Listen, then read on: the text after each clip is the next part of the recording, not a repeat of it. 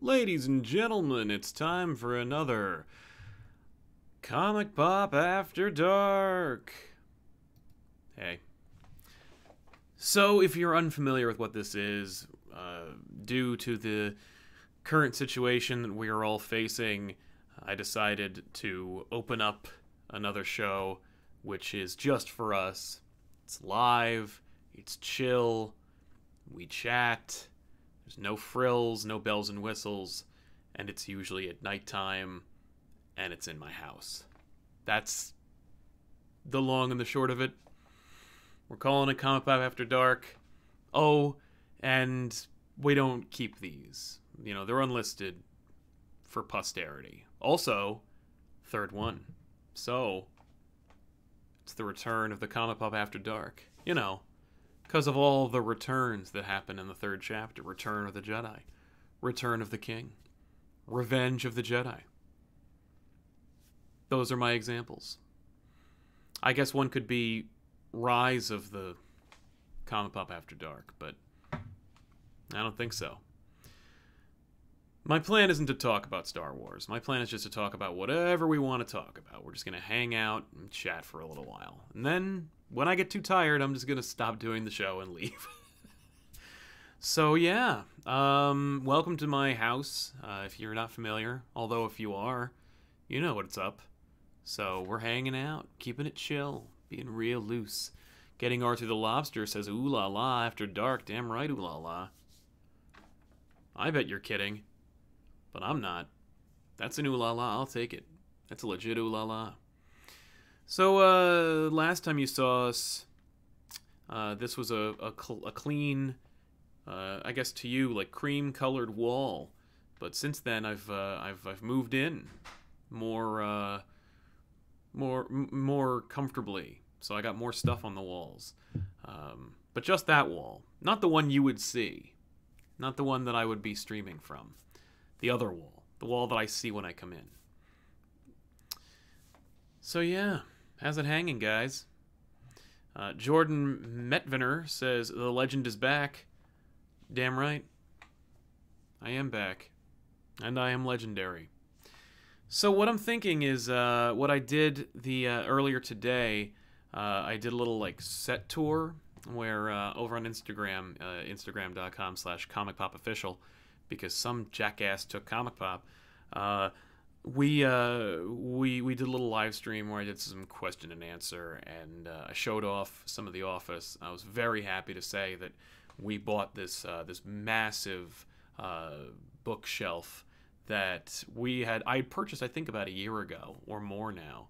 And it's like a 5x5. It holds everything. And you may have seen it in an episode of something or not. But it's essentially become the library for all the trades, hardcovers, and omnibuses that we've collected over the years. And so what I did was I got another one. And I put that one like 3 feet away from it. So it's kind of like this channel of books.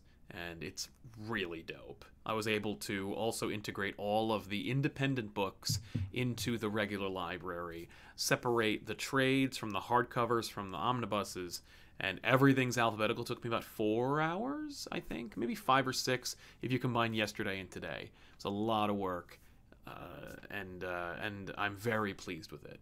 And I was able to put some toys and some statues on top of the shelves. It all looks really cool. If you haven't already watched it, it may still be up on the Instagram thing. I doubt it, but check it out if you haven't already. And one of these days I'll do another one. You know, I'm very proud of it. I'll probably try to tap that well again. Batsight number 1 says, could you do more Dick Grayson Batman stories? We could. We could do more. I probably won't, though. There's 2 that I would do, right? The Grant Morrison Batman and Robin. Is it Grant Morrison? I do the Tomasi Batman and Robin. And I do the Gleason Batman and Robin. And I would do Prodigal Son, if I were to do any of them. We have 2 copies of Prodigal Son. I would love to do that one. Psycho Red says, thank you for replying to me on Twitter. Anytime. I'm happy to do it. If you follow me on Twitter, @SalSaysWhat, odds are I'm probably going to favorite a response from you.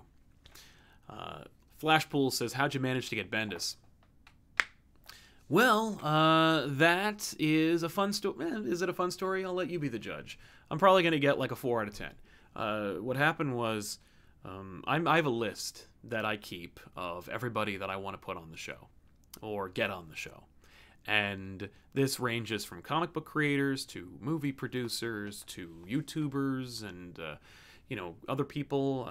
The fact that I got Mike from Lowbrow Studios was a personal success for me. I've always wanted to work with Mike in some way. I'm thrilled I got him on my channel. If you haven't already watched that episode, by the way, making web cartoons, it's the dude who produces voices. Like, he's incredible. But he made Sonic for Hire. And probably every other web cartoon you've seen. But, I just have this list, and then I just go about trying to reach out to everybody. And you'd be surprised who just responds back. For example, I emailed John Byrne, and I was like, hey, man, you want to come on the show? And he was just kind of like, no. But it was very quick, so it was very, very easy to deal with. And I was able to just go, right on.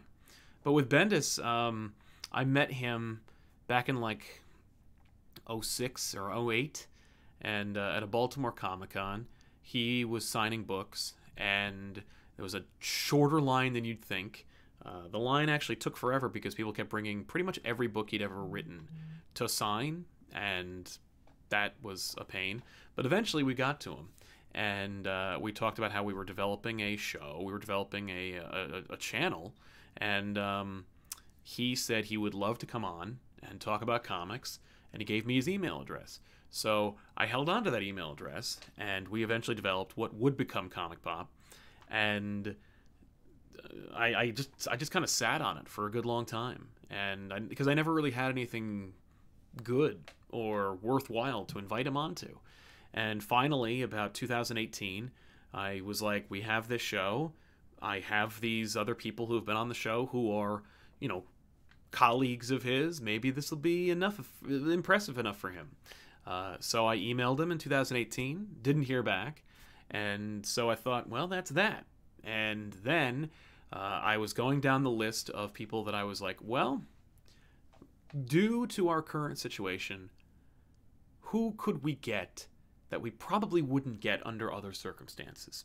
So I made another list of harder to get people, or people that I've always wanted to get but never really had the gumption to ask. And also some repeat guests. I really want to get Jason back on the show. I really want to get Mr. Sunday to come back. We did. I really want to get other people to come on the show. Dan Larson from Toy Galaxy. I want to get him back on the show. Jack Packard from Escapist and Red Letter Media. I'd love to get him back on. And I was talking to the gang about whether, about who I should reach out to. And they said, what about Bendis? I think we had just done a Bendis episode. And I said, no. He said he said no by ghosting me, and they were like, maybe he's busy. He's really busy. Like, now he's not busy. Just ask him. And so I did. And this time around, I decided, instead of emailing him directly, I reached out to his handler, publicist, contact person, and just said, dear so-and-so, my name is Sal Corelli. I run this YouTube channel. We have these numbers. Here's the people who have been on. We'd love to have Mr. Bendis on, at his leisure, and we'll work around his schedule.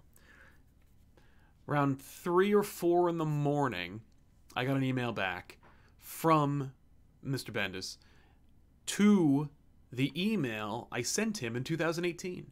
And the email essentially said, I see you reached out again. Let's make it happen. And we sent like 2-sentence emails to each other at 3 or 4 in the morning for the next week, coordinating the show. And then eventually we got him. And it was actually interesting because we were ready to shoot, and I didn't hear from him. And I thought, well, that's that.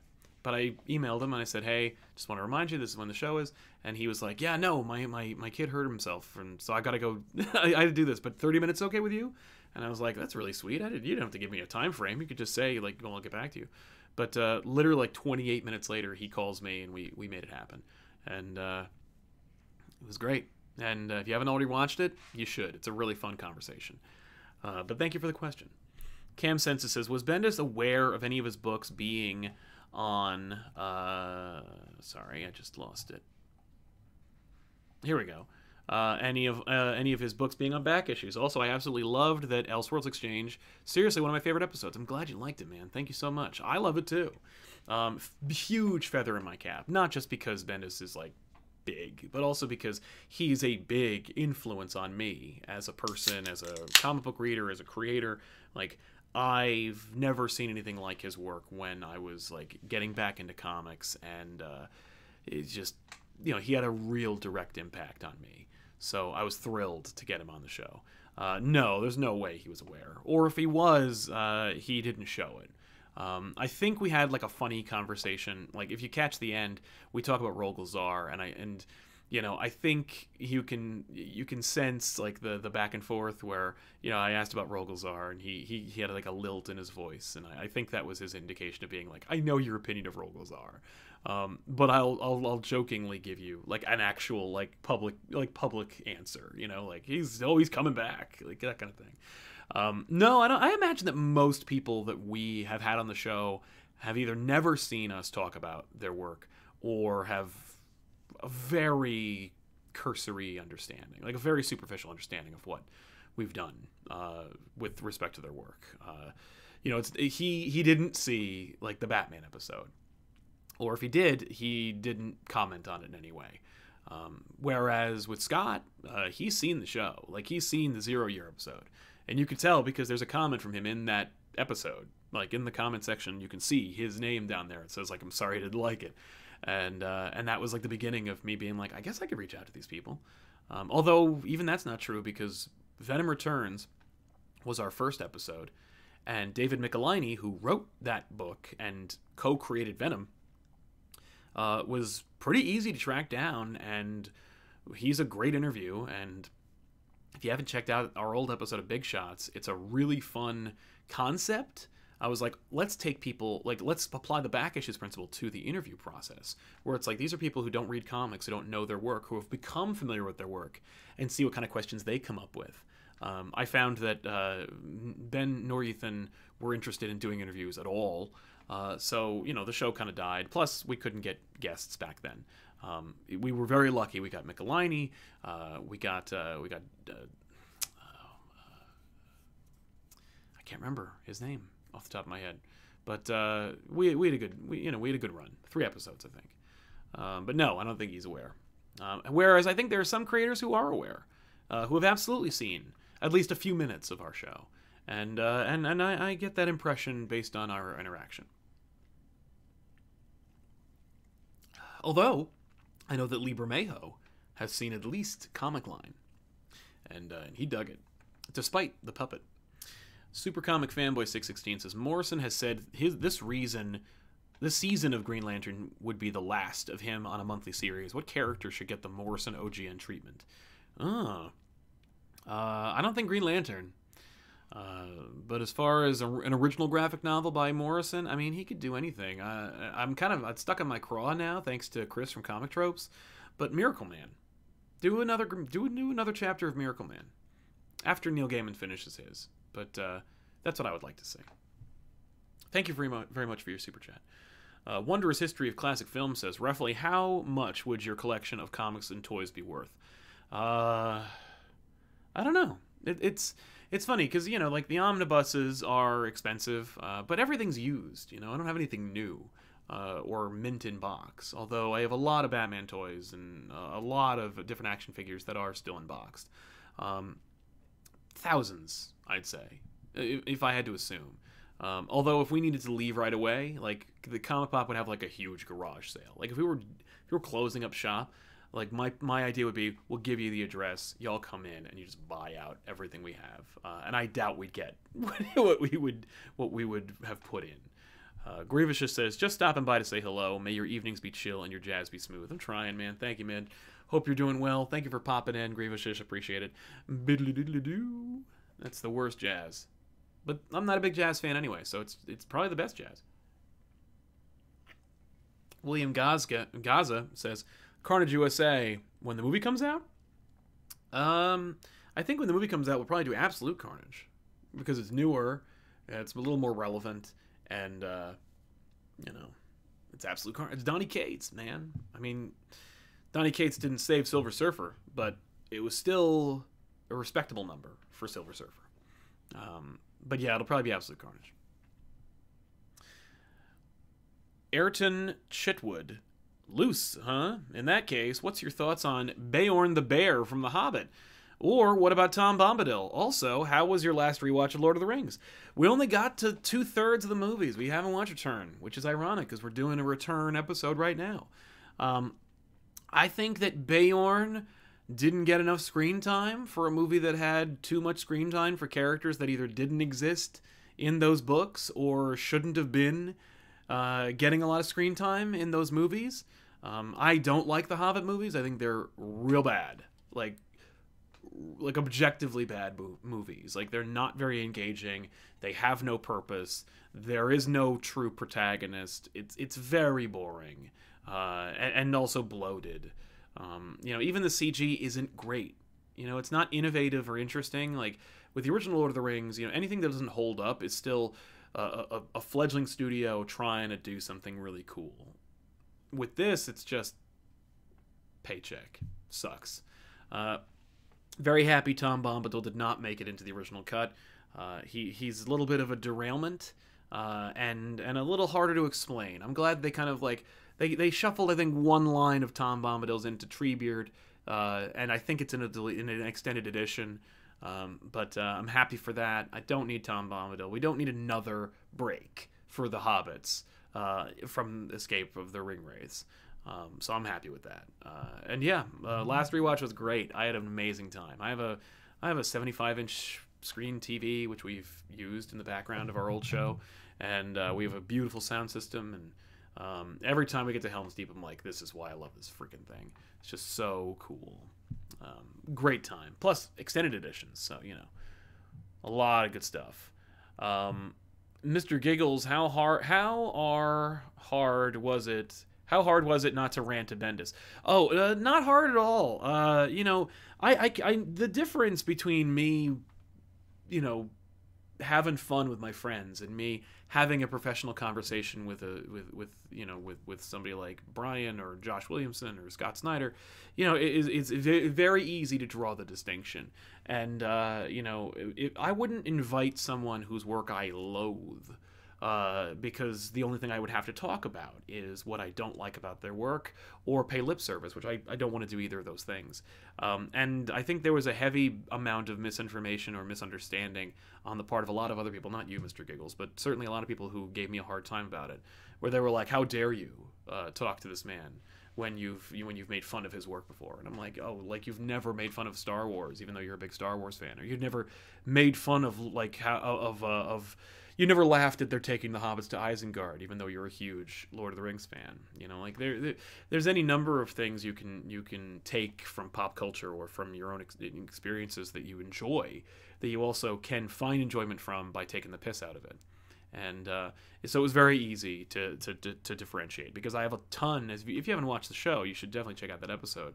There's a ton that I could mine that didn't require any ranting. Like, when you're faced with the opportunity to talk to somebody like Brian or Scott, like, you're only really faced with the good. Like, there's little to say about the bad.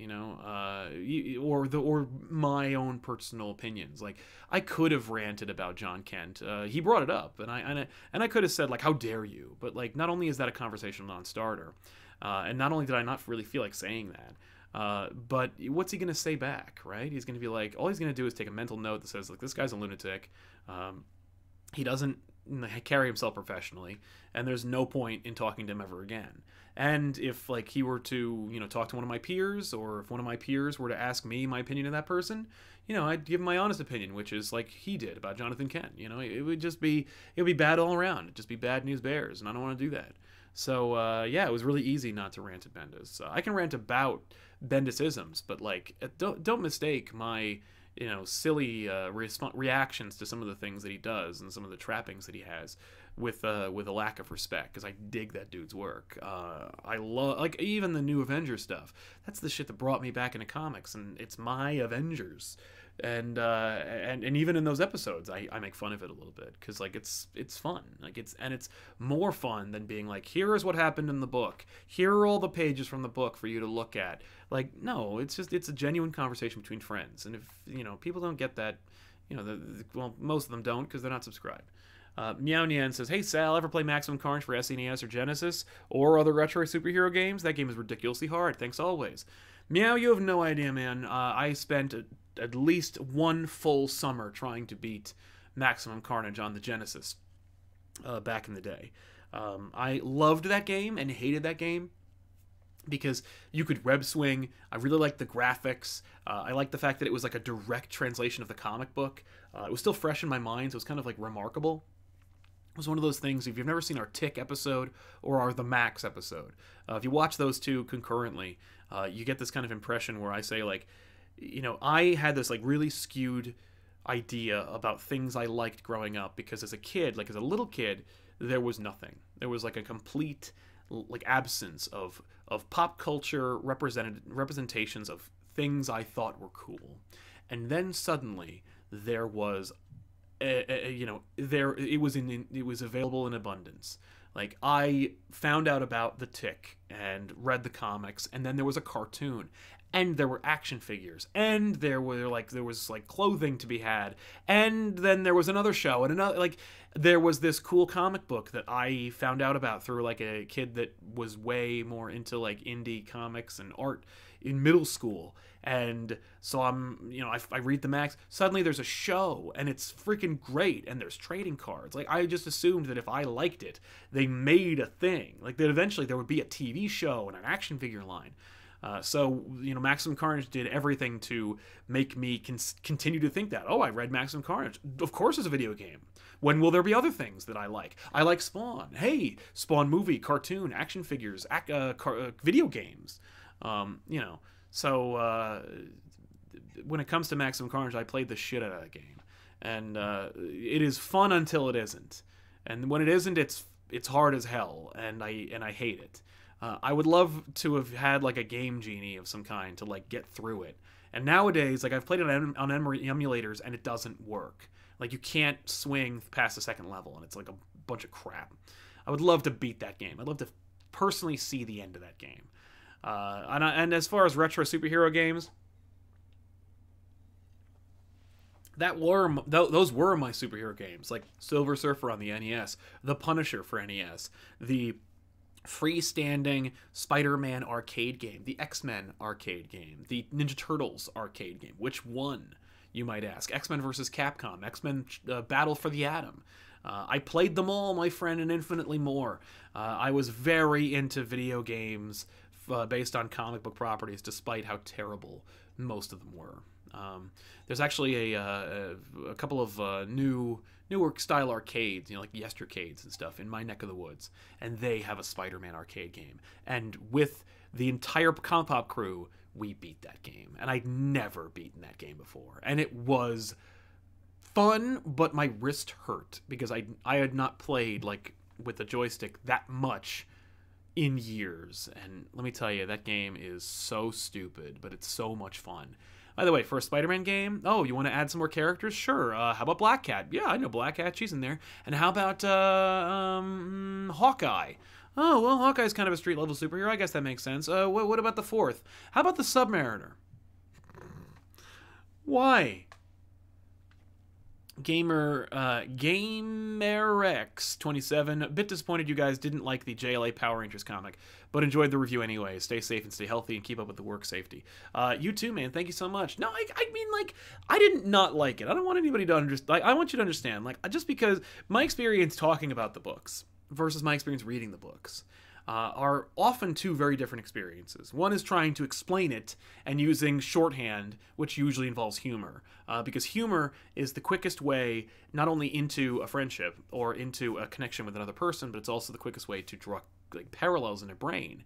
And so when I can like make you have that emotional reaction to something that I'm trying to like, allegorically reference, you'll probably get it faster. But as far as that book goes, yeah, I wasn't a huge fan, but I didn't like hate it. I was kind of like, this isn't as good as I thought it was going to be.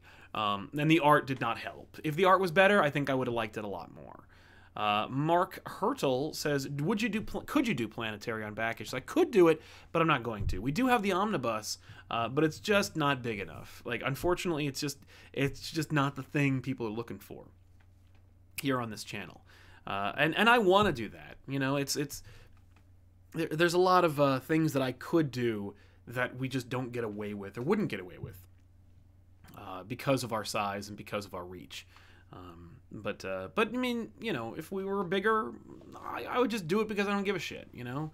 But for now, it's just trying to keep the people watching and keep you entertained. And you know, if back issues were 3 or 4 days a week, definitely. But not only would I lose my mind, but like we can't keep up that kind of steam. If I had a different editor, I would back issues would probably come out twice a week.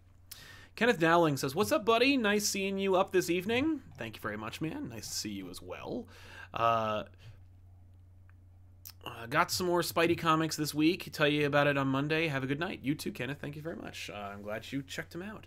Yes, I just pulled a Spider-Man book that I might do on back issues. We'll see. I'm not sure.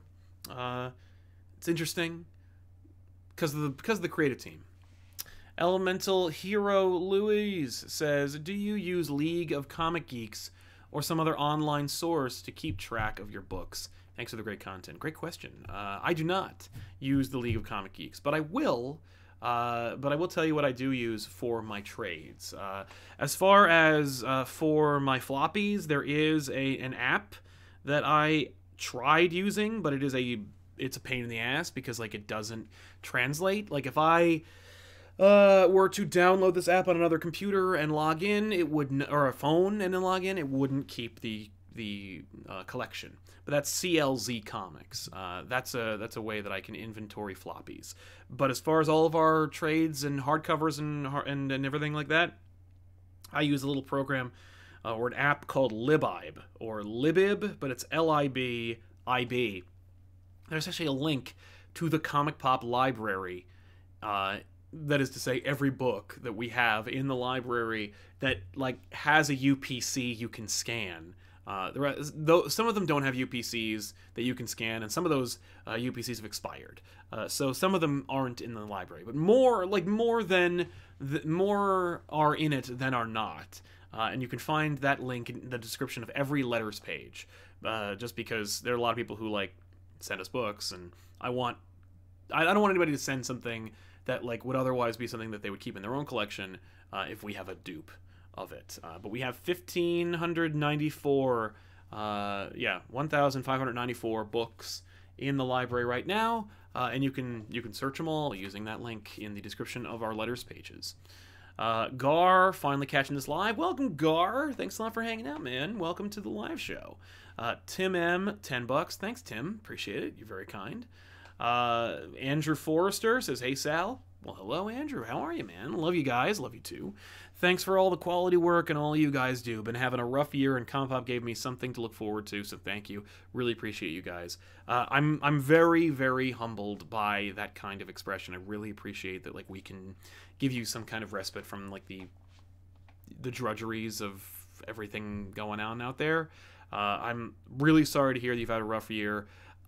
You know, you can take some small bit of comfort in knowing that, like, we've all, like, this year sucks.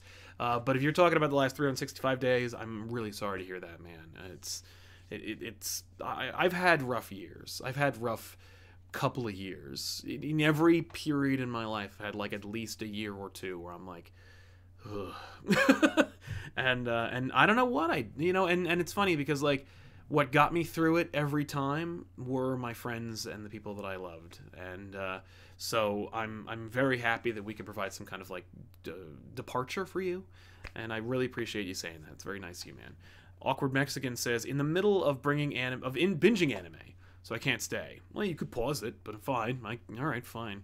I know no replay, but still want to support. Much love. Keep it up and stay safe. You too, Awkward Mexican. Thank you so much for hanging out with us, or at least popping in while you're in the middle of your anime watching.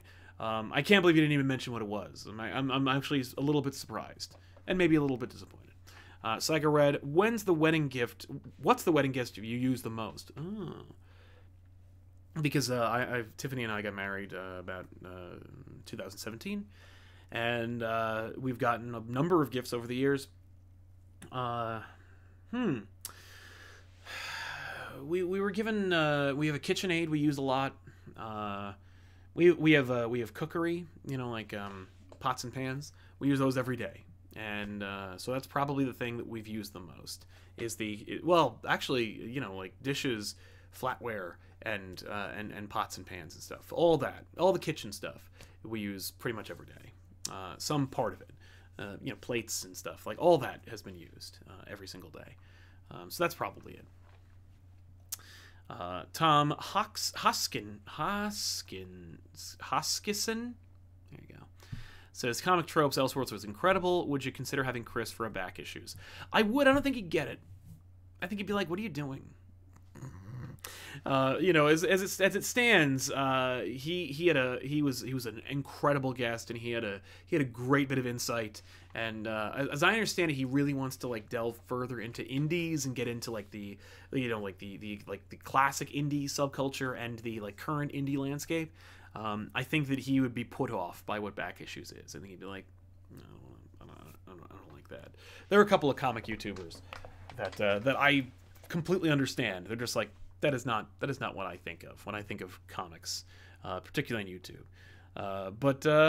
Listen, if he would ever want to come out, he's welcome to. But he's not. He's actually on the West Coast, so it would, number one, impossible right now. Number two, expensive and hard. But he does usually go to New York Comic Con, so it's more likely than not. More likely than having James or even Jason for that matter. The Grouchy Geek says, "Hey Sal, back again. What creator is your top choice to have on the show next? Love you and the rest of the ComicPOP team, man." Thank you, Grouchy. That was a very decidedly ungrouchy thing to say. Love you too. I'll send your care to the rest of the team. As far as a creator, top creator, let's have a look. That's what the show is. It's just taking a break. That was my calculator. Okay, here we go. It looks like we may have a repeat guest from the comic world in May. We have a time and a date for that. Oh, he's already been on. Check. Right now, the top creator, because everybody else that we've had on has either said yes, and you've seen them, or you haven't seen them, and it's because they said no. We'd love to have Frank Miller on the show. I have no way of reaching out to him, but I do know people who do, and so we're working that out. Because as much as I have laughed at some of the work he's done and made fun of it, I would love to talk to that man for a good hour. And I could, and it would make people really mad at me. Chris Gallardo says, "Hey Sal, currently playing X-Men 2 Clone Wars on Sega while listening to you." Nice! That, talk about classic or retro comic book video games. Nice. Did you see? There's a video that somebody made. God only knows who it was, and I'm not gonna look for it. But they found an old rejected PlayStation X-Men fighting game. And they found the source code, and they downloaded it, and it wouldn't work. But then he burned it onto a PlayStation disc, and it worked. And it's classic '90s X-Men, in polygon form, and it looks like a really cool game that I would have absolutely played the shit out of. But as far as Clone Wars goes, nice. I'm happy to hear that you're playing games while talking, while listening to us. The team actually, Tiffany found a streaming service that allows us to play a clone Quake game with the entire crew, which we did last week, and I had such fun doing that, and I would have loved to have streamed something like that.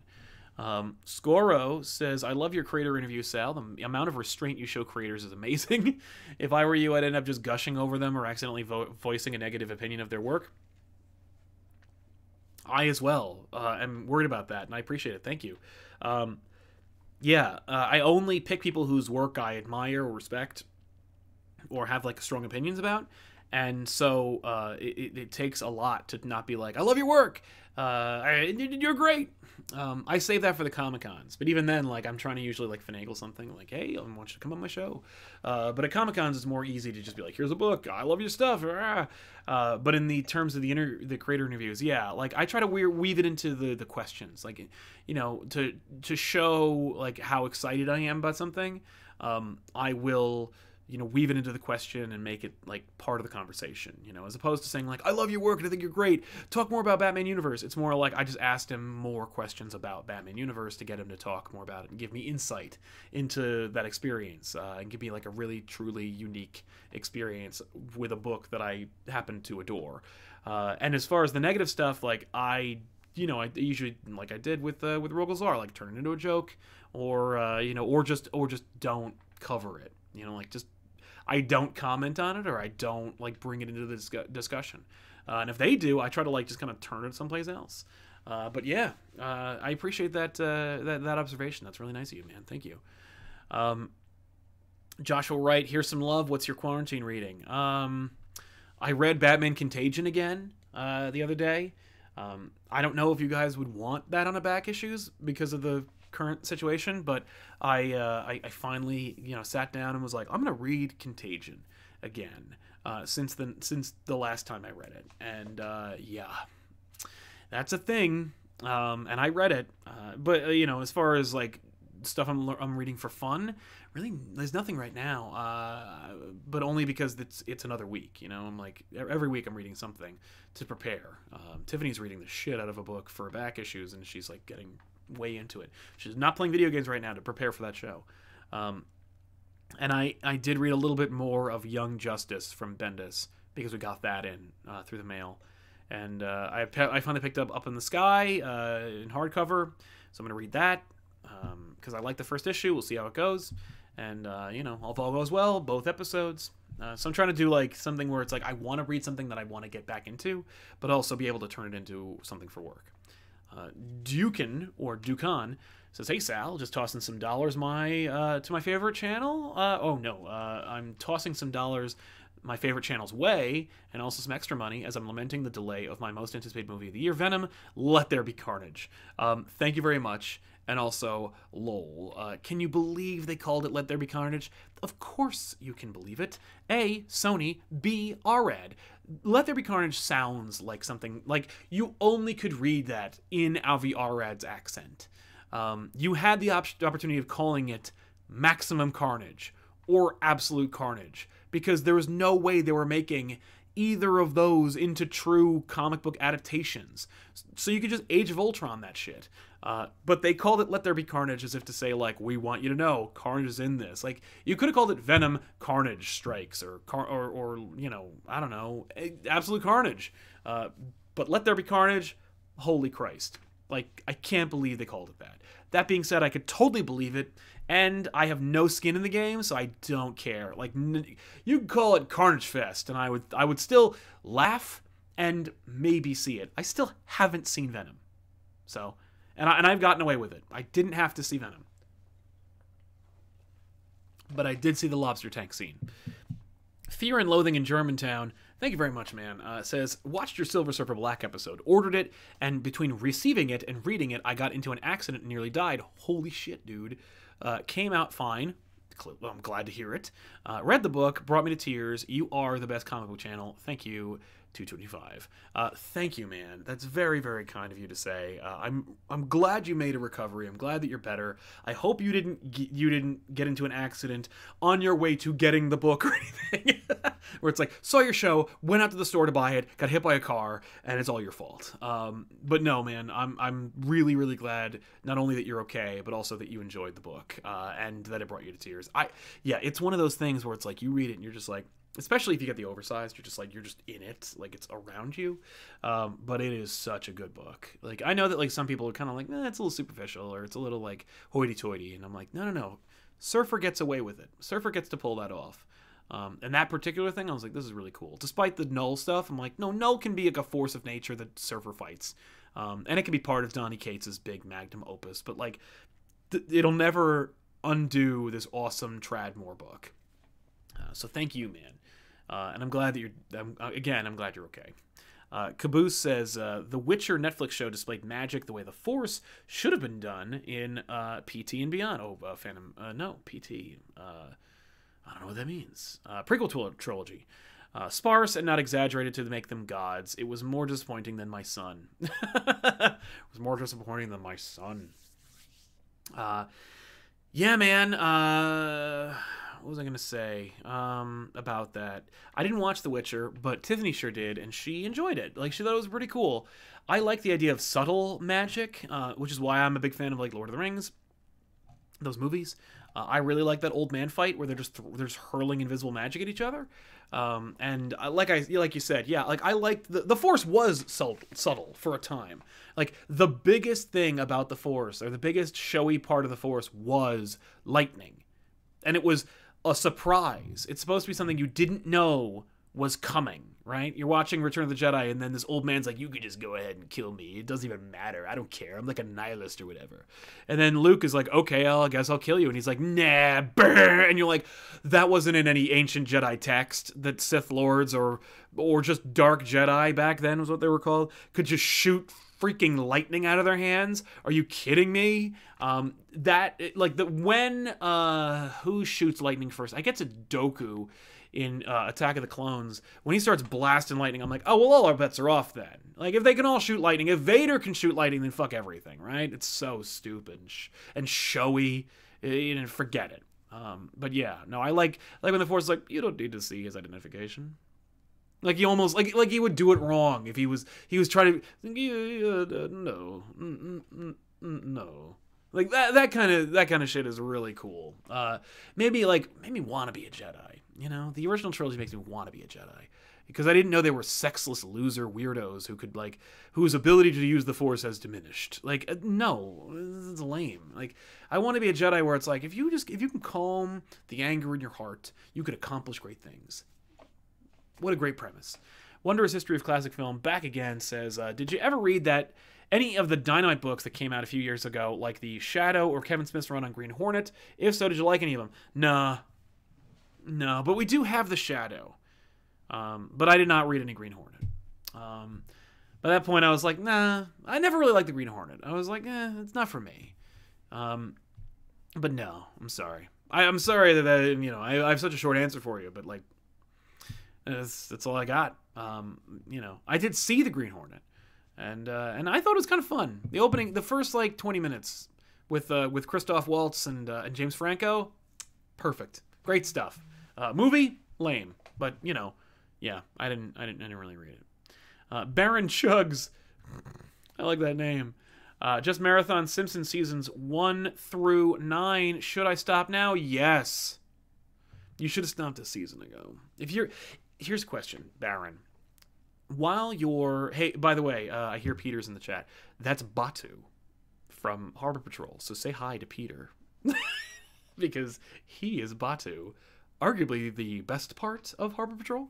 But yeah, if you're watching seasons 1 through 9, let me know. Like in season 9, are you like in every episode from season 2 to 7? Every episode has something incredibly funny in it. But as it goes from 7 to 9, you could go whole episodes where like nothing really funny happens. And I feel like you can actually like chart the decline of the show by that point. But let me know.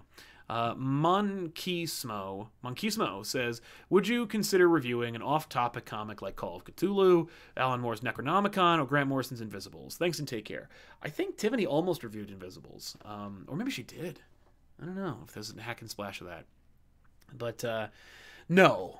I would never review that Necronomicon book in a million years. I will not do that. No,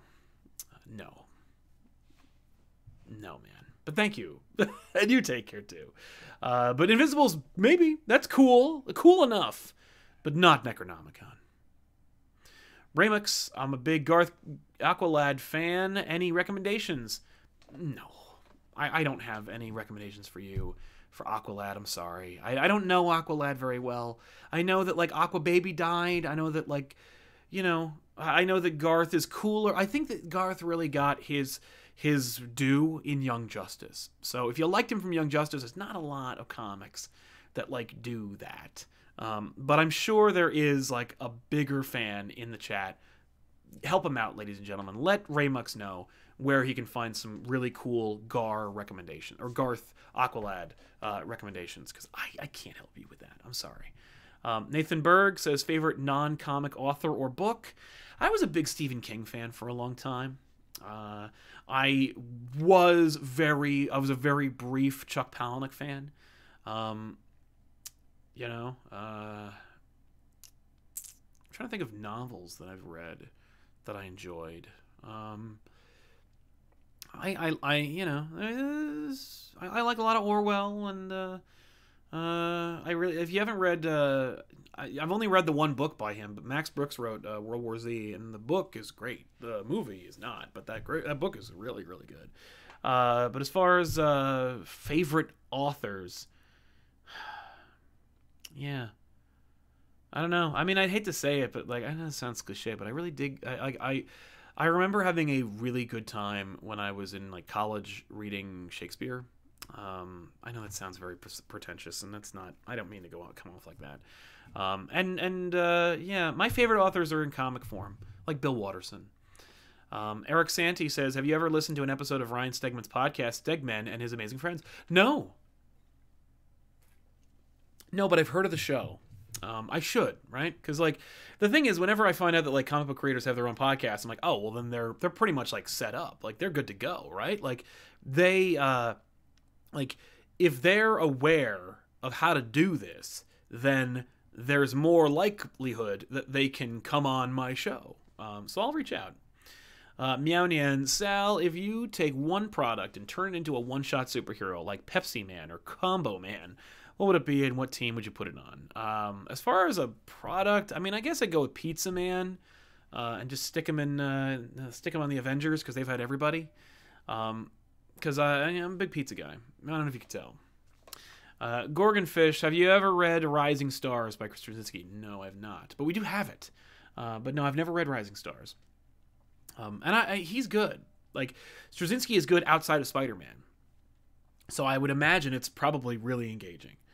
Anthony Bergamini,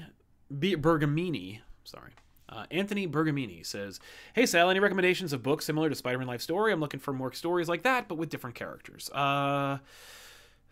Like anthologies. I would I mean, like, as far as, I don't know about, like, things that have, like, the whole person's whole life, but, like, as far as, like, the kind of, like, this is your life kind of stories, you should read obviously Spider-Man Blue, Daredevil Yellow, Captain America Man at a Time, Dark Knight Returns. These are stories that are kind of like towards the end of their life, or during, like, highlighting a prime period in their life. But it highlights, like, who they are as a person, which is kind of what Life Story does. It's like a perfect distillation of Spider-Man. So those would be my recommendations for you. DIYR XYZTNZ. I agree with you on Machine Man, X-51, Aaron Stack being a character Marvel could develop. I said that a while ago. I don't remember. I'm a good memory man. But yeah, they could develop into a character, but turn him into a weird tool last arc while dating Yocasta. Anyway, stay up. Hopefully catch you at New York Comic Con. I would love to do that. I hope New York Comic Con. I hope we get past this. I don't think we're going to, like, by October. But I hope we do, because I love that show. And I have not missed one since 2006. I would be very disappointed. And I know that there are a lot of people out there who are super disappointed about San Diego. And I've never been, so I don't know from better. But yeah, man, I would love to see that. Yeah, they did Stack dirty. I don't know. But you could always do more. Like, there's room. Marvel, you could always just do another one. Like, you could keep that character going. JWT Cosplay, is getting back with your ex ever a good idea? Not in my experience. It depends, though. When it comes to getting back with your ex, the question is, like, why? And why did you break up, and why are you getting back together? If you broke up for, like, good reason, for reasons like abuse or you know, or just overall like like unhappy feelings, or like betrayal, probably 100% don't get back together with them. And why are you getting back together? Like, are you getting back together because like you were going through a really hard time and like money was tight and like you said stuff you didn't mean and you're getting back together now? Like, you know, or are you getting back together because you're lonely and because like dating's hard? You know, because those are, you know, there's kinds of reasons to get back together, and like there are fewer reasons to get back together than there are to stay apart, from what I've gathered. But like, I don't know you, and I don't know your situation. I mean, I know you from the chat, but I don't know you personally. I don't know like why things are working out or why they're not working out. But I would say like it's usually not. Ask somebody you know would be honest with you if it's a good idea. and you know, yeah, that's what I would say. Oscar Jason Cultus Abraham. Just wanted to help you out with the lights. You just did. Thank you very much, man. I just helped you out by saying your name wrong 2 times. Oscar Jason Cultus Abraham. Got it. Nailed it. Black Hole says, hey, Sal, I recently just rediscovered your channel over the past month and proceeded to watch through 90% of back issues. Thank you very much. Welcome back to the show. I really enjoy all that I have watched from you and hope everything keeps going well. Thank you, man.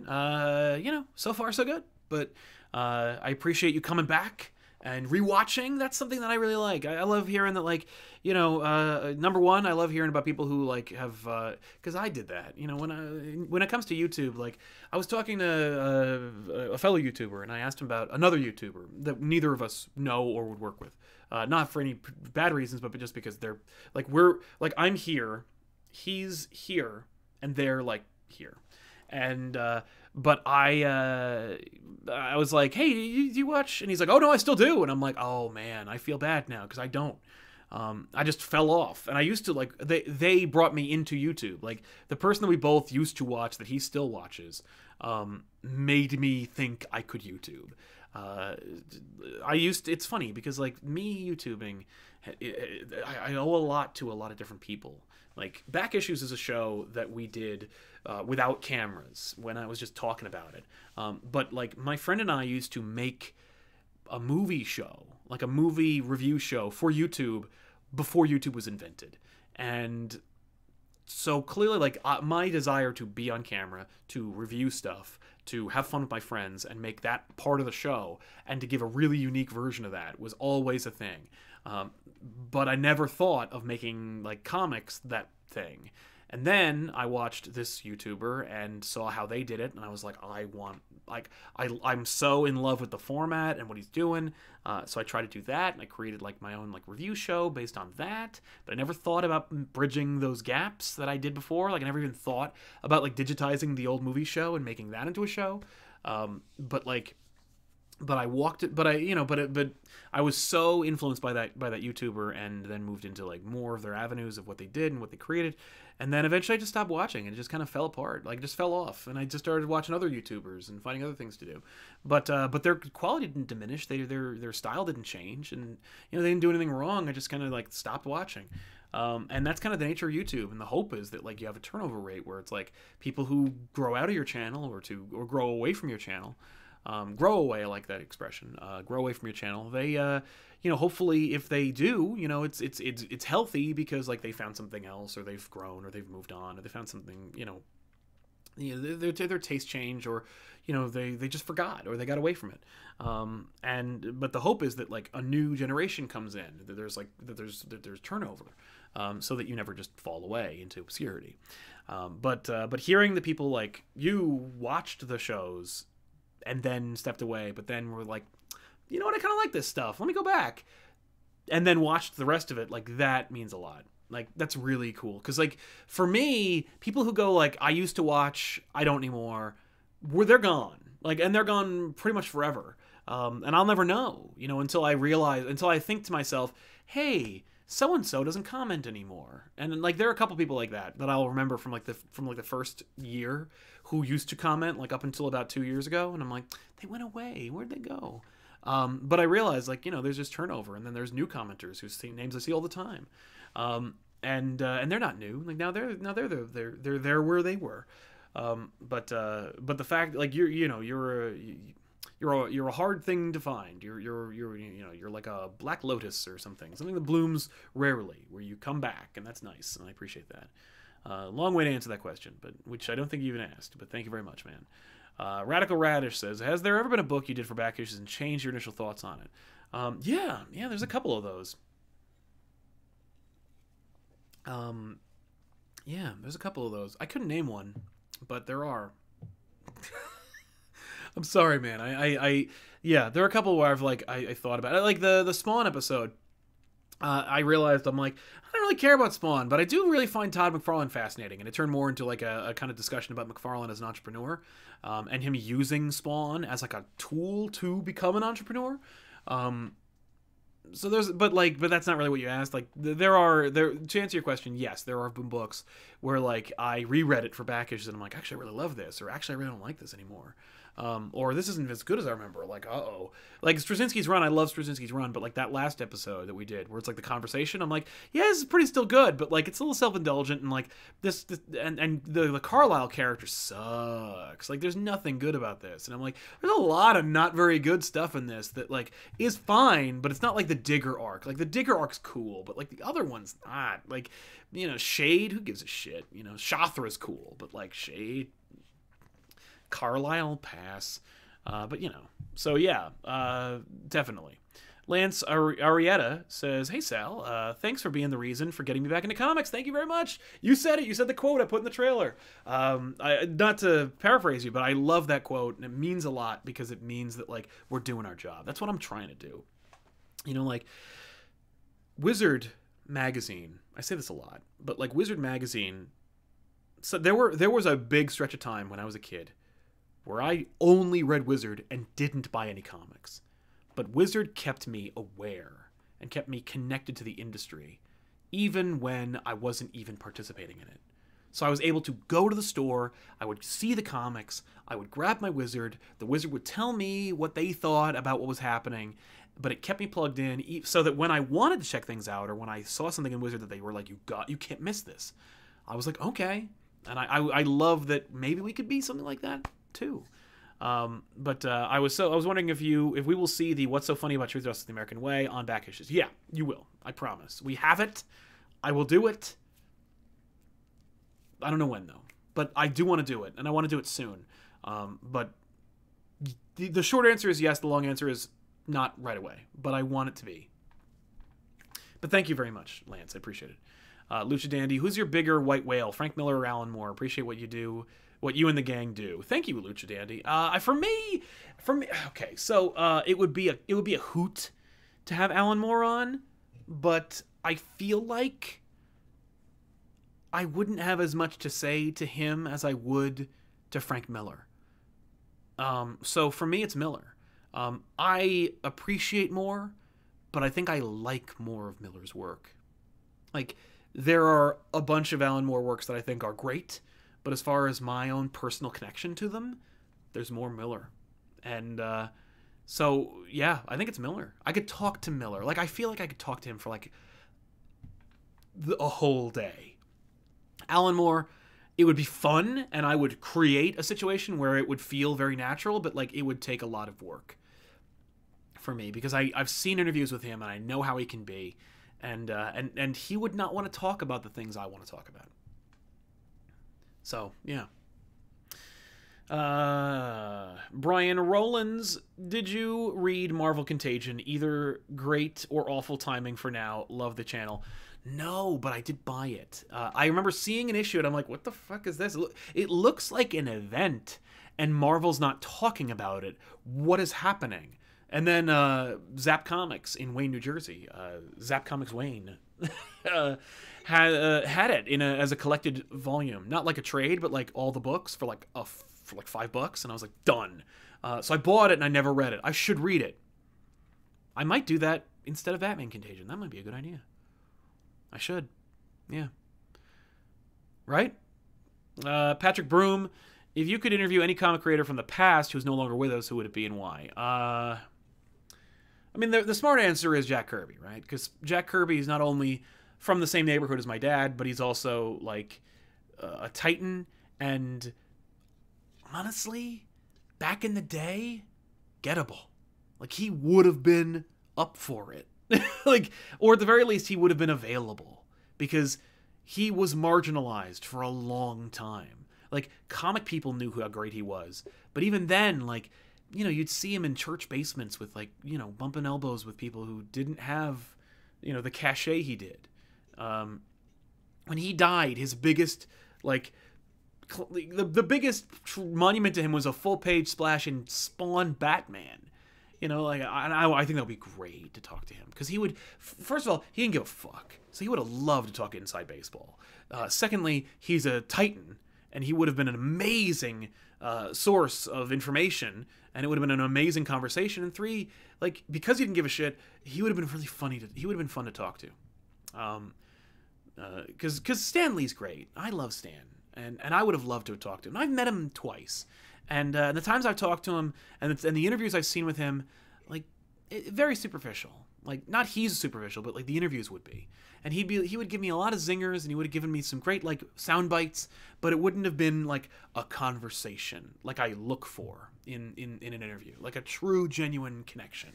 Maybe Stan in his prime, but even then he was trying to, like, maintain the Stan brand. So, yeah, as far as that's concerned, I think Jack Kirby would have been in it. And I'm not, I like Jack Kirby. I appreciate Jack Kirby. I'm aware of Jack Kirby's work, but I'm not the biggest Jack Kirby fan. But I think he'd be an amazing conversation. And that's who I'd pick. DIYR's back. Let me go grab him again because it just reset. Who said... Also, Descender on back issues. It's amazing. Yes, it is. Tiffany loves Descender. I think. We have Descender. No, we have Drifter. And the one I'm thinking of is... It's the one about, like, the robot with Dustin Nguyen on art. I think you know. I think that's right. But again, indie books don't do very well on that show. You know, it'd be more...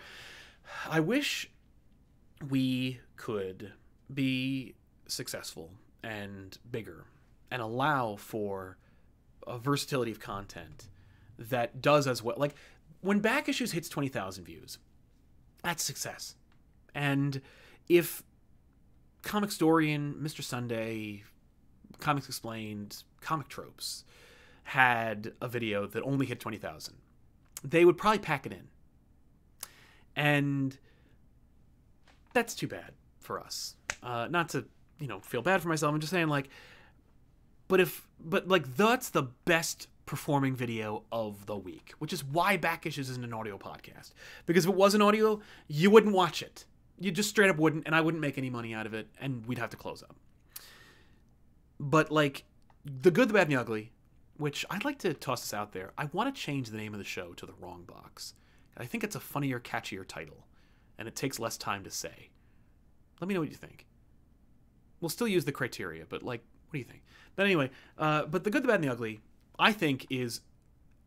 You get 3 back issues for the price of 1. From people you know, everybody's like, oh, when Ben and Ethan going to do back issues? You want to see Ben and Ethan do back issues? Watch The Good, the Bad, and the Ugly. And tell me you want that. Like, because they're doing that. That's where they're doing it. You know? And, but I think that show is really, really funny. I think it's really great. It still ends up being only an hour. And it does half the views of back issues. And I'm like, if you're subbed and you like this stuff and you dig back issues, you're going to like that other show. And I kind of expected it to do better than back issues. Not just because it's a ripoff of the best of the worst, but also because, like, it's a genuinely fun show. But it doesn't.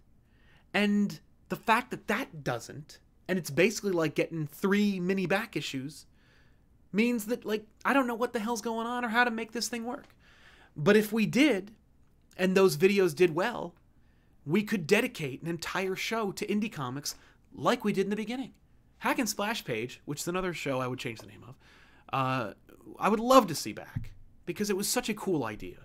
And the last one, like, Tiffany did this whole shoot for Paper Girls where she dolled herself up to look like a kid from the 80s, and, like, she's on a bike and she's shooting outside, and like if you watch East of West Hack and Splash Page is such a cool episode because it's alternate, it's camera angles and voiceovers and, like, Manifest Destiny, I'm sorry. Yeah, I was thinking East to West. It's Manifest Destiny. Manifest Destiny is the episode.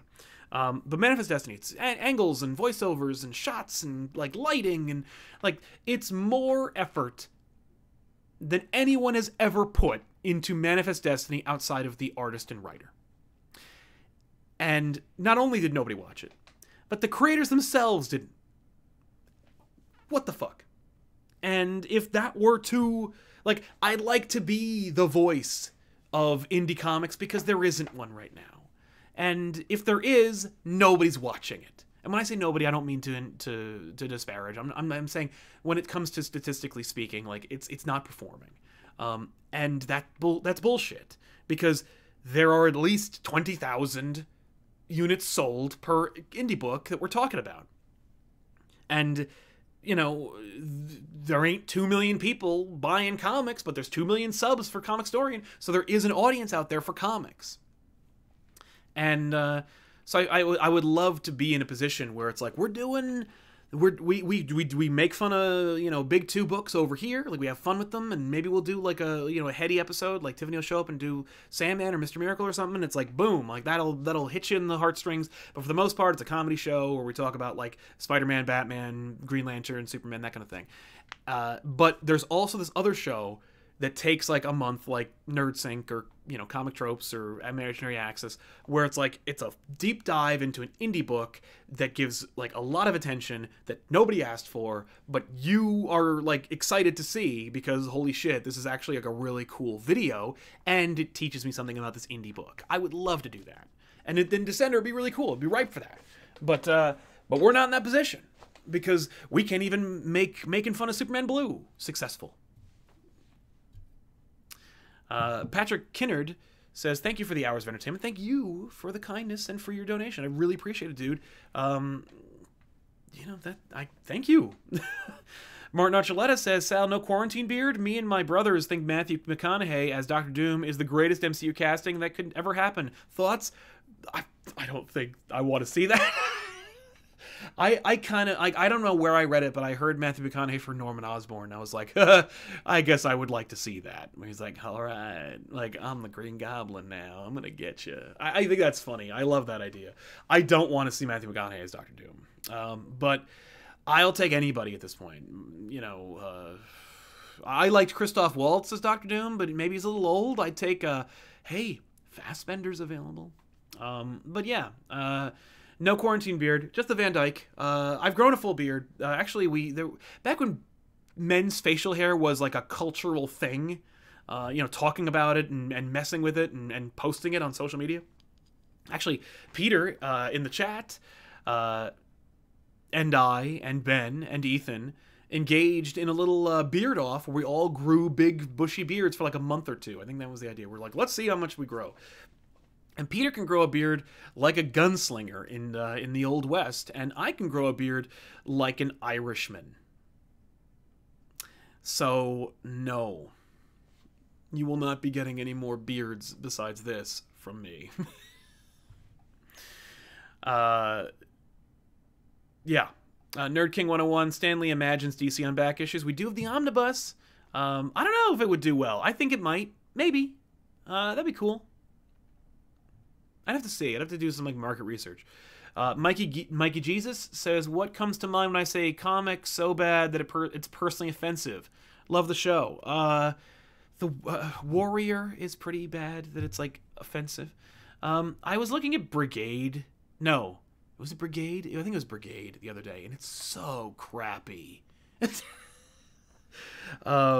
Like, there are some early Image books. Like, I remember being so offended by Blood Wolf. I was like, this is so stupid. And then when I realized, like, it's just Lobo, I was like, but Lobo's a parody. No, you think Lobo's cool, and you're doing a parody of something that someone else is making a parody of. That, like, it's like you missed the whole point. But yeah, Brigade is, like, really so stupid. I guess it's not hard to say. Like, that's okay to say. Troy Harness, you should do Batman Gothic next on back issues. We have it. We won't, but we might do it one day. If we had Bat issues, it would be happening sooner than wouldn't. Because I have a couple of Batmans that are ready to go before that. But Batman Gothic is on my short list of, like, of non-new Batman books to do on the show. West Morris, have you ever read any Charles Soule new novels? No, I've never read any of Charles Soule's novels. I don't read a lot of Charles Soule comics. I'm not I dig what he's doing, but it takes a lot to keep me engaged when it comes to Charles Soule's work. I don't know why, but it's hard for me to connect to it. Michael Edwards, what would you like to see in a new Star Wars film? Nothing. I'm good with Star Wars. I'm tapped out. Mandalorian is, for me, the 4th best Star Wars movie ever made. Top 3 or 4. And it's a show. But it's it does everything right. It takes the genre... because Star Wars is a fantasy story it's a film student playing with fantasy, right? So he's like, okay, I got this fantasy story. It's the once upon a time there was a princess, and he's like, but I want to play with 7 samurai and Flash Gordon and westerns and put them all together in one thing. It's like Quentin Tarantino making a movie where he's like, I like this, but I want to do all these other things that influence that.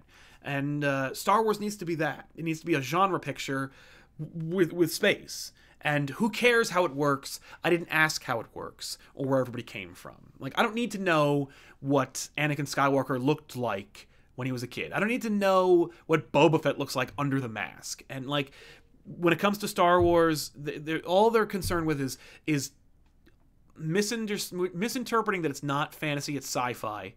Thinking that it's sci-fi and not fantasy. And answering questions I didn't fucking ask. So, for me, what I want to see in a Star Wars movie is what they're doing with Mandalorian. Do a story that is something you wanted to do, that plays with a genre you want to play in, but plus this. Mandalorian, people call it... I remember seeing some article where they were like, Mandalorian is not a spaghetti western, it's a samurai film. And it's samurai films are spaghetti westerns. They're all the same thing, you dipshit. But yeah, so when it comes to Star Wars, I just want to see, a creator having a good time telling a fun story about something he cares about, and he's being a film student about it. We're doing this, and I want to do that, and, you know what that is, but what if I put it in space? That kind of thing. West Morris says, also, I love the Frito ads, chat, on back issues. Have you or Tiffany seen Burger King's Moldy Burger ad campaign? No, but we have seen the Frito ads, and they're cool. No, I've never seen the Moldy Burger ad. But apropos Burger King, Tiffany really likes their uniforms because they're really cool graphically. Because the top part of their shirts are burgers. It's implied burger. Jeffrey Candolo, bonjour, Sal. I recently picked up the 2016 run of Lucifer from Vertigo and love it. What are some of your Vertigo books that you guys like? Tiffany has that too. I just put it away. For me, Vertigo, my best and biggest influence, connection to Vertigo is Preacher. I have an unabashed love for Preacher, and I think it's just this incredible piece of American literature, and I love it. Tiffany, it's Sandman, but for me, it's Preacher. Scoro, tomorrow will be the 48th episode of GBU.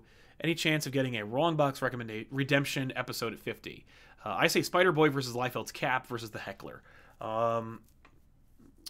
Yeah, I think we could do that. I didn't realize we were that close. That's great. Thank you for that. Yeah, by the way, tomorrow, GBU, new episode.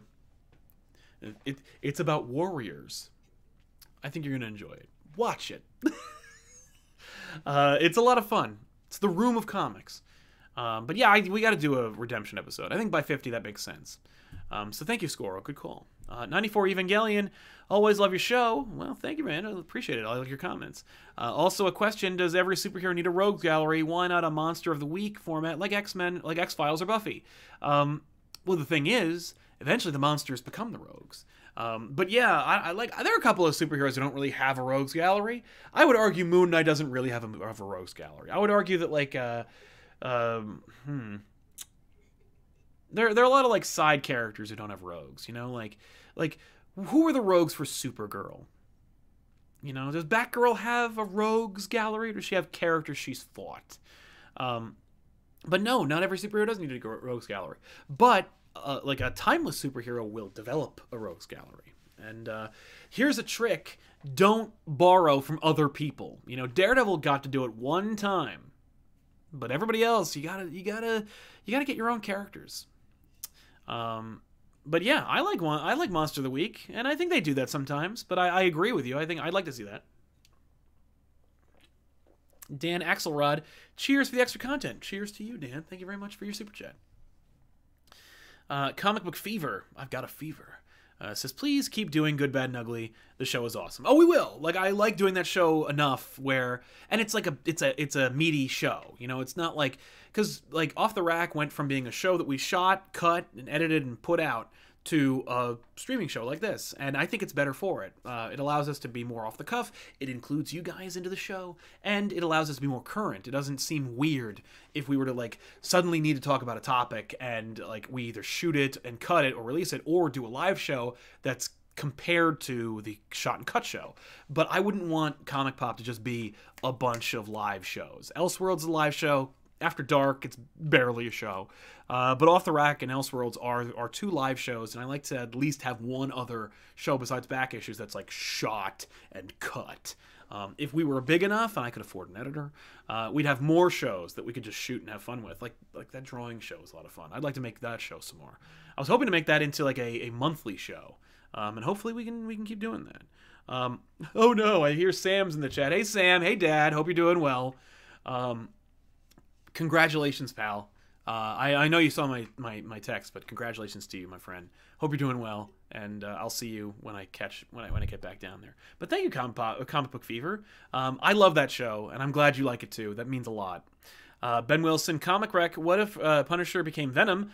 Respects the Black Suit era lore and fun story. Have you ever read the new DC Digital issues? Batman was great. Yeah, I read What If Punisher Became Venom? No, did I? I feel like I did.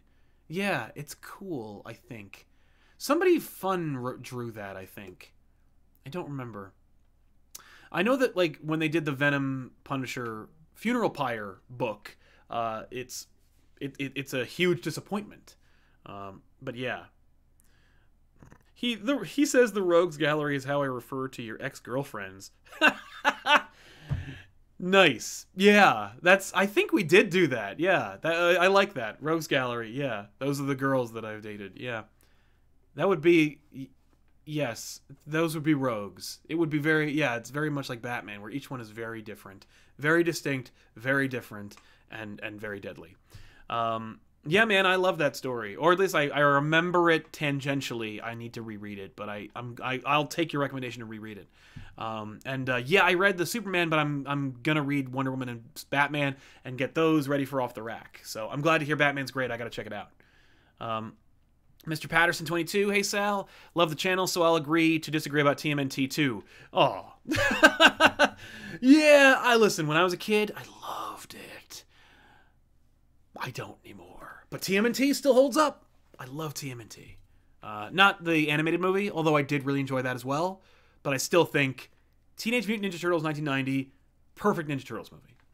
Dre Burr, love to watch your videos. As I toke up, you cover comics in such an entertaining and intelligent way that I thank you for the content. P.S. I'm also Jersey boy. Well, represent Dre Burr. Thank you very much, man. I sound like I'm toking up right now.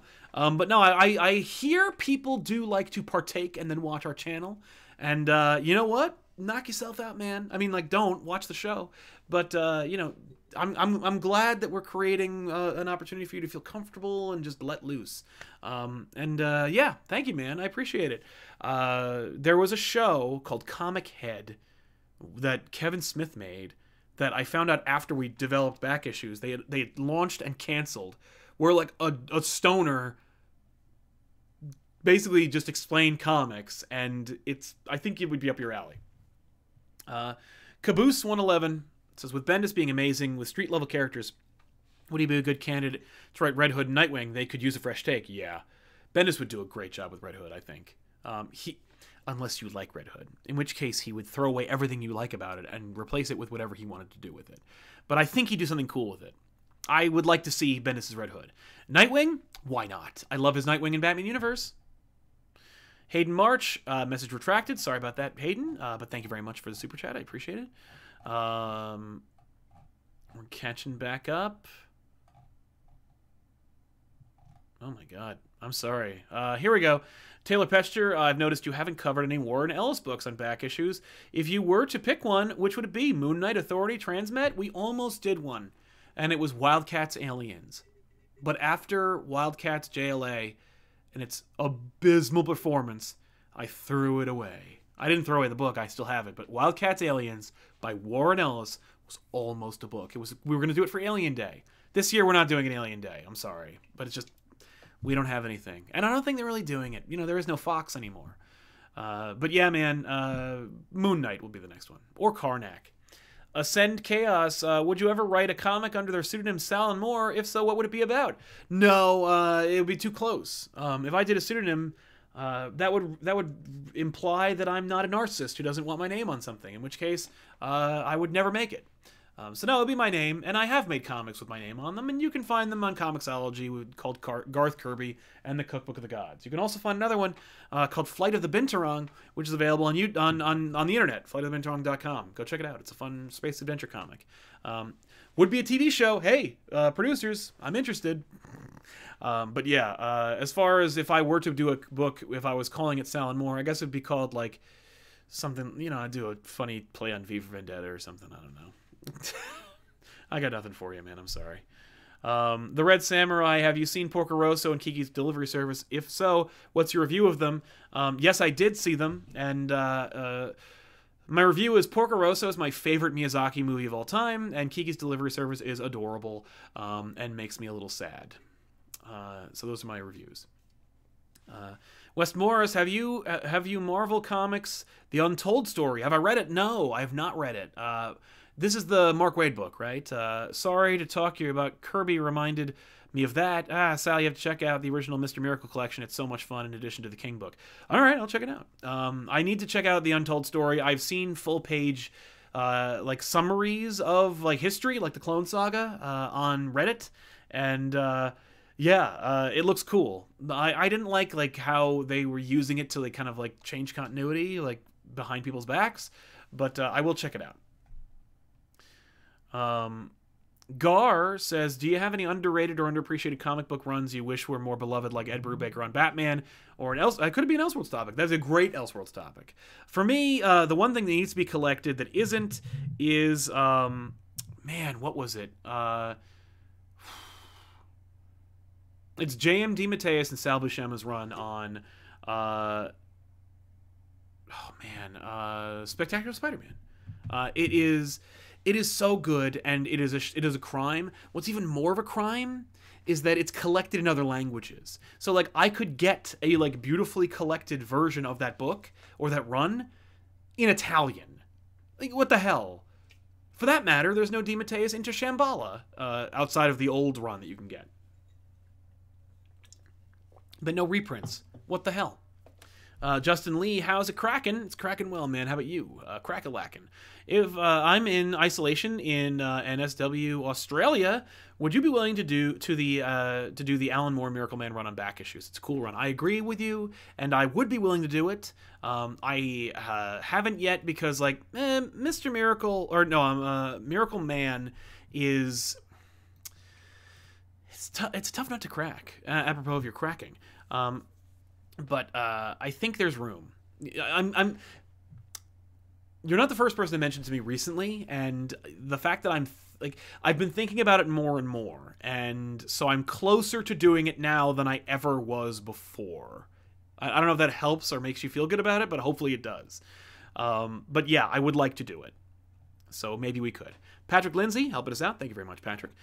Tanner Matheson. I think the problem with the Justice League is that they have the same team over and over again. They need to give the Titans an upgrade and move them to the Justice League. Dick, Donna, Wally, Kyle, etc. I think the problem is they're afraid of Titans becoming irrelevant again, and that like people forget that like you know you're used to the Justice League being the biggest characters in DC Comics, or the Trinity plus some other fun characters.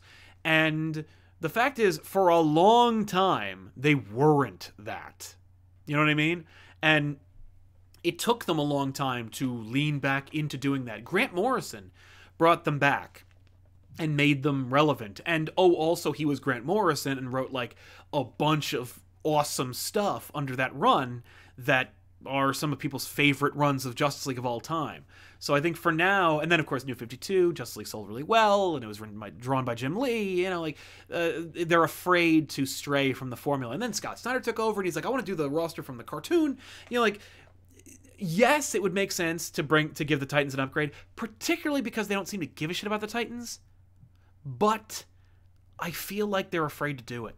I think the best opportunity that they had to do it was in Rebirth. Like, Rebirth was the time to use to give the Titans their due and put them on the Justice League. Sadly, I don't think we're gonna see it for a while. You know what I mean? Like, yeah, it makes me sad, but I'm afraid it's just not in the cards for now. But I think I would like to see that. I would love to read that. And Duhar helping us out. Thank you very much. I appreciate it, man.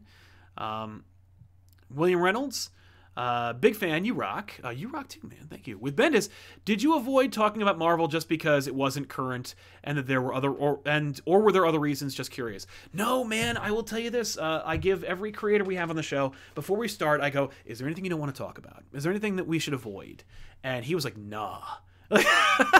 And I was like, you sure? Like, I know that, like, you didn't, like, you know, we didn't talk about, like, you know, we could not talk about Marvel. He goes, no. I mean, like, I quit Marvel. Like, I don't work there. I left. And if you want to talk about it, like, that's cool. Like, we could talk about DiDio. We could talk about anything. And I'm like, okay. And, like, the fact is, I really just wanted to make the conversation, like, because I got Bendis to be on my silly show. I really wanted to make it a positive experience for everybody, particularly him. But also, like, there were so many other things that I wanted to talk about with him, and that I knew that he was more excited to talk about. Because, like, the worst thing, like, for every creator, you know, like, if you're at a con and you have a book of theirs that they wrote forever ago, it's easier for you to go, like, I love this and this makes me feel good. But, like, knowing that they wrote something 20 years later and that you don't have that, like, they feel like I'm glad you liked that thing that I wrote that, like, made me my bones. But at the same time, like, I kind of wish you liked the new stuff, because that old stuff hasn't been around in a long time. And I haven't done that forever, and I feel like I'm a different creator now. And for Bendis, it's like, he was the Marvel guy, and he's still trying to, like, make his bones at DC. Like, he's only really been there a little while.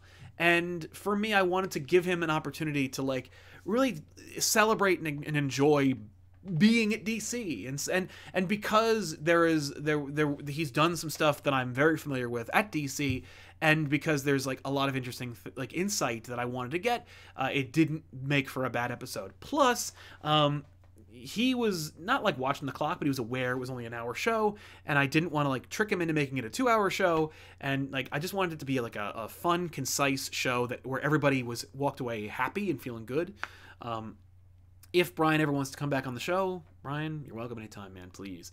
But you know, maybe then we'll have an opportunity, now that we've broken the ice and we've talked about some newer stuff, that we can go back and talk about, like, older stuff, or talk about his Marvel work. I would love to do that, and there's, trust me, tons of stuff I could talk about. But I wanted to keep it current, and keep it tight. And that's why. But I didn't necessarily avoid it so much as I just kind of, like, arranged for the show to be that way. But, like, if Brian wanted to take it in another direction, like, if he was like, oh, speaking of that, like, you know, I really want to do this with you know, if I wanted to do this with Century, you know, I would have definitely followed that logic. And we went off on a couple of tangents together, but I just kind of, like, left it at where he wanted to take it. XX Monkey says, I came in late. I'll catch it on the repeat. I mean, you're here now, man. We can watch. Like, I'm still going to be here, dude. But thank you very much for your contribution. And thanks for catching on the repeat. Keep the link. Forgotten Kami, thank you so much, dude. That's very, very generous of you.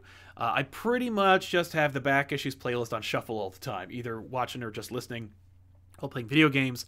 I love all you guys, so here's something for the entertainment. Also, the Justice League Mighty Morphin Power Rangers Back Issues was so much fun. I'm glad you dug it, man. It was a lot of fun. I would not call it a risk. I knew it was new. It was Tom Taylor. It had Justice League in it. I know there's a big following for Power Rangers, so for me, I was like, this is easy. This is an easy choice to make. But it was also hopefully a good indication as to how we would do with Power Rangers if we were to do Power Rangers in the future. Because I hear that series is excellent, and I've never read it, but I should. But thank you for the kind words and for keeping us in your life. I'm sure you're sick of us by now, but I do appreciate it, man. But yeah, that's very, very generous. Thank you so much, and I'm glad you dug it. It was a fun episode to make, and that's the thing is that, like, you know, when we were talking and I said, like, how familiar are you with the Power Rangers? Like, when I do that, I'm quoting Rick and Morty. It's this scene in the last episode of the season 1 where Rick is talking to Gearhead, and Gearhead is clearly boring and is like talking about the Gear Wars. And when Rick sabotages Morty and makes him talk to him, he goes, how familiar are you with the Gear Wars? And it's like, I'm not from your planet. I'm a regular person, and I'm a little kid. Like, I'm not at all, like, and he goes, not at all. And I love that interaction, and I really love throwing that out there. And you'll find it throughout the show, where I'm like, how, like, knowing full well that, like, knowing either that people aren't familiar with it, or in the case of Power Rangers, like, knowing that both Ethan and Ben definitely watched Power Rangers, it's just fun to throw out, like, how familiar are you with the Power Rangers? And, like, so I'll just do it sometimes to get a laugh, but other times, like, I'm doing it because I'm, like, making that reference. And Ben was the one who bit and was like, not at all.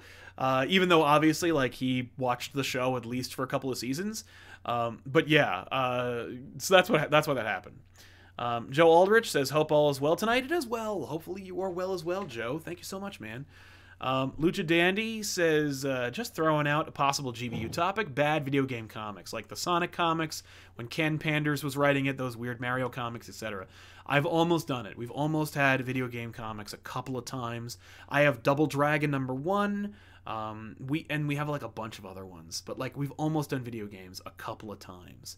But I don't have anything that like makes me like, we have Silent Hill, we have like The Witcher, we have a lot of like video game adaptation comics, but like, and I think we have the Doom comic, but I think Ben has that, and I need to make sure he does, because we don't, I have to track it down, because that's the thing I really want to do. I want Doom in there. It's another ringer, like Warrior, but I would love to do video game comics just so we could do the Doom comic. The Moef Social Club says, I'm rereading out of my long boxes and turning into a little kid whenever I see Aparo or Brayfogel's art. Quarantine's been pretty rad. Any suggested revisits? Yeah, man, anytime I see Brayfogel's art, I get really excited. Like, I'm just like, I go back to being a kid, seeing, like, you know, when I was growing up, my Batman was Jose Luis Garcia Lopez's Batman on, like, stickers and posters and backpacks and shirts and shit. But my Batman was, like, the 89, like, you know, it was Tim Burton's Batman / Schumacher's Batman. It was the Batman animated series, obviously, which isn't bad. But, it, like, I had a lot of different influences that were of Batman that weren't, like, contemporary. And then you saw Brayfogel's, and it's just so, like, cool. Like, it's unabashedly cool. My friend Sam just texted me a picture of himself with his new with one of his new babies watching me. Thank you, Sam. I'm watching you. Creepy in any other circumstance, only mildly creepy now that it's you. Thank you, buddy. But yeah, I would love to do that. Video games, it's coming.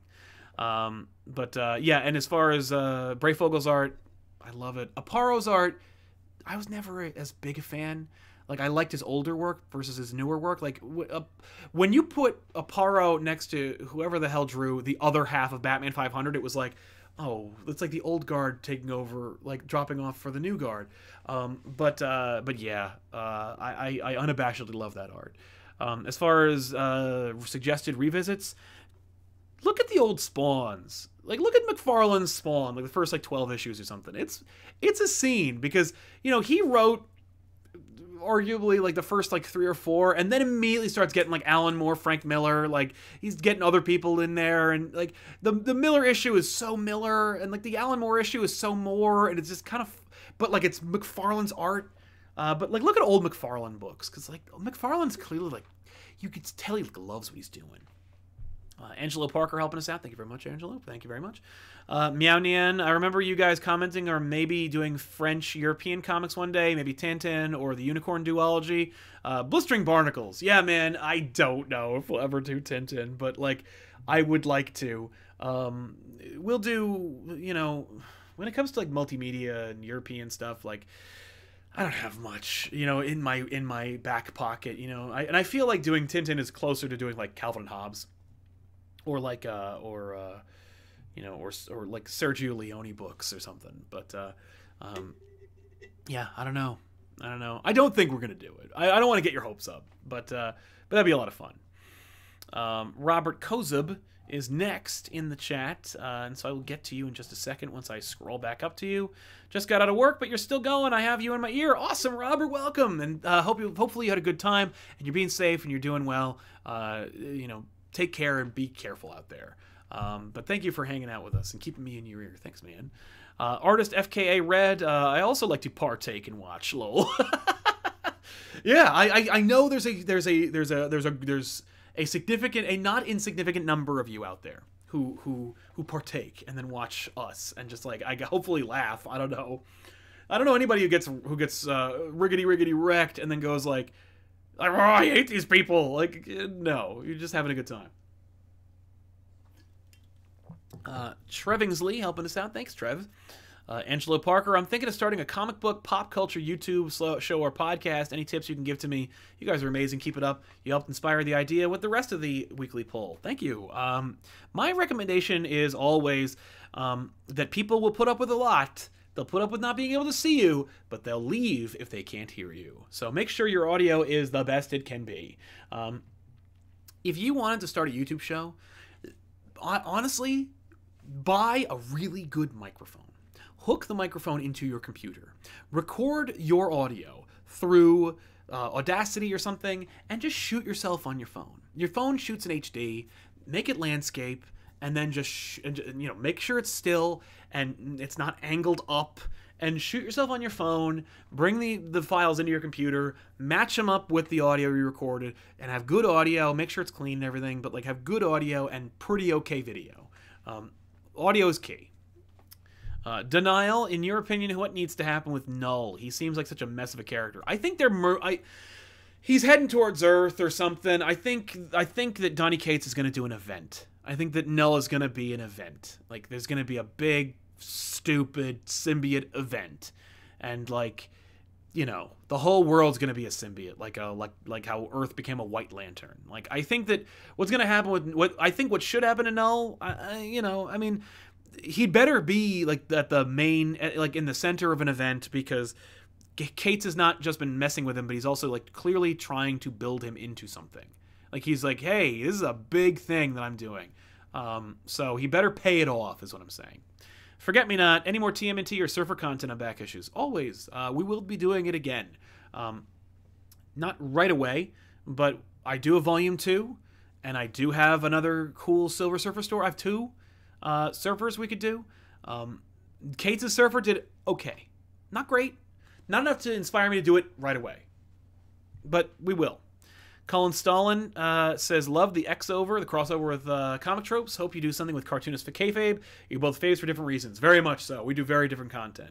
Rug reached out to me, and he sent us his book. We have multiple copies of his comic. We gave him a big old shout out on Letters page. I tagged him in a picture I took on Instagram, and when we hear from them, maybe we'll do something. The Red Samurai says, Porco Rosso is also my favorite Miyazaki film. I knew you would love it. I'm glad you know me so well. Yeah, man, it was really cool.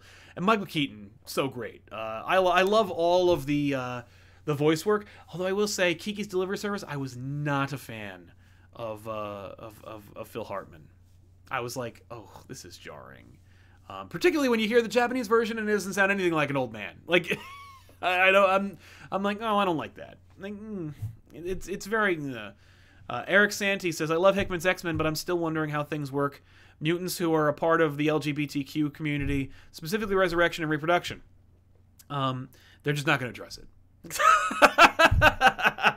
Like, maybe there'll be like a side book where somebody will address it, but I don't think they're going to address it. I would just, I wouldn't worry about it, honestly. I don't think they're going to worry about it. And yeah, I wouldn't worry about it. I would just like, whatever your headcanon is for it, that's what they want. Coach Pinot says, Little Bird, Bertram is my fave. Clay Blood. I have no idea what you're saying, man. And I'm sorry, because it's very, very generous of you, but I have no idea what that means. Bertram is my fave. Little Bird. I'm gonna wait for maybe Tiffany will help me with that, but I don't know what you mean. But I'll try to follow it up. What? A book? Oh, I haven't read it. Well, there you go. I don't know that creator, and I've never read that book. I'm sorry. But I'll look it up.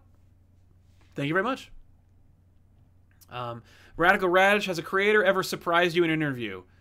They always do. You know, they always tell me something that's like fun or interesting. So yeah, yeah, I would say everyone, all of them have surprised me in some way. With like a, you know, with like an insight or an interesting thing to say, or like a fun anecdote or something. Yeah, definitely. Kai Williams says, I'm hoping we get Punisher media so we can get Welcome Back Frank on back issues. Yeah, well, like, people want Welcome Back Frank, they want Punisher Max, like, you know, I don't know where to start. But also, would you consider Wonder Woman Hikateya when 1984 comes out? I think both have great comedic potential. I agree. I think that Welcome Back Frank has the most comedic potential. Hikateya is definitely on my list. It's one of the Wonder Woman books we could do. I have a lot of Wonder Woman comics, and I don't know which one to do for 84. Thankfully, I don't think it'll come out in August, but we'll see. And, you know, so I probably will get a stay of execution, but I have to have something picked. And Hikateya seems like the most likely thing, but maybe I'll do War of the Gods. You don't know. Hayden March, have you read Manhattan Projects? And which artist do you think isn't getting enough eyes? P.S. New fan, love the channel. Thanks, Hayden. I've not read Manhattan Projects, so I can't speak to that, unfortunately. But I will say that... what's it called? I was talking to Tiffany, obviously, thanks to Once and Future, Dan Mora is going to blow up, and, you know, whenever they get him, like, you know, someone's going to scoop him up and take him away from that book, and that's going to be really sad. Over on Twitter, there's a guy named Vasco Georgiev, Georgiev. He's drawing these amazing Marvel DC crossovers that you'd never thought you would want, like Miles Morales, Spider-Man, and Nightwing teaming up. Not only that, he also graphically created this like beautiful integration of the DC Comics like top left-hand corner logo with Marvel. Dude is going places, and I've never heard of him before this. He is working in the comic book industry, but I think he's very close to blowing up. Check him out. James, sorry, I'll get to you in just a second. Here we go. James Robbins, what are some obscure DC and Marvel books that are surprisingly good? I'm looking for a tone similar to Azrael, Robin, The Return, or Secret Six. When it comes to DC books, I would recommend Justice League International. It's not really obscure, but it's like fun and good. Kieran Gillen, J.M.D. Mateus, Kevin Maguire. It's great stuff. It's really fun, and it uses like relatively obscure characters nowadays. Fire, Ice, Booster Gold, Blue Beetle, Martian Manhunter. It's a lot of fun. I would read that. But when it comes to like Azrael, Aztec, read Aztec by Grant Morrison. That's a character you'll like. Love you guys. Love you too, man. Thank you. Yeah, Aztec. Gotham City Critics says, hey Sal, what are the chances of seeing Marvel Zombies vs. Army of Darkness on back issues, and why rail on the Thing every time he makes an appearance? I don't know. I like making fun of the Thing. He could take it. That's the thing. I have a great respect for Benjamin J. Grimm, the ever-loving blue-eyed Thing. I like that character a lot, and I like him as a person. Like I feel like he's a real person. You know, like he's that kind of character. So it's like I feel more emboldened to make fun of him because he's like he could take it and he's like cool. But when it comes to Marvel Zombies vs. Army of Darkness, I don't know if there's an audience for that anymore, but like if I do it, it'll be a Halloween episode. It's not a bad idea. I don't have anything slated for Halloween right now. Not a bad choice. I like it. But yeah, I like making fun of the Thing. But he's a great character. There was actually a Reddit thread where somebody posted an image. It was a page from some comic where like Hawkeye was complaining about the Thing, and it really bothered me. It was like somebody's making fun of my friend. Like it was just this scene of like Hawkeye being like, "Ugh, the Thing isn't coming, is he?" And Spider-Man being like, "What's their problem with the Thing?" He's like, "It's just this whole shtick. I'm from Yancey Street." Ugh. And I wrote, Benjamin J. Grimm is worth 10 Hawkeyes. Like I was so mad about this fake character.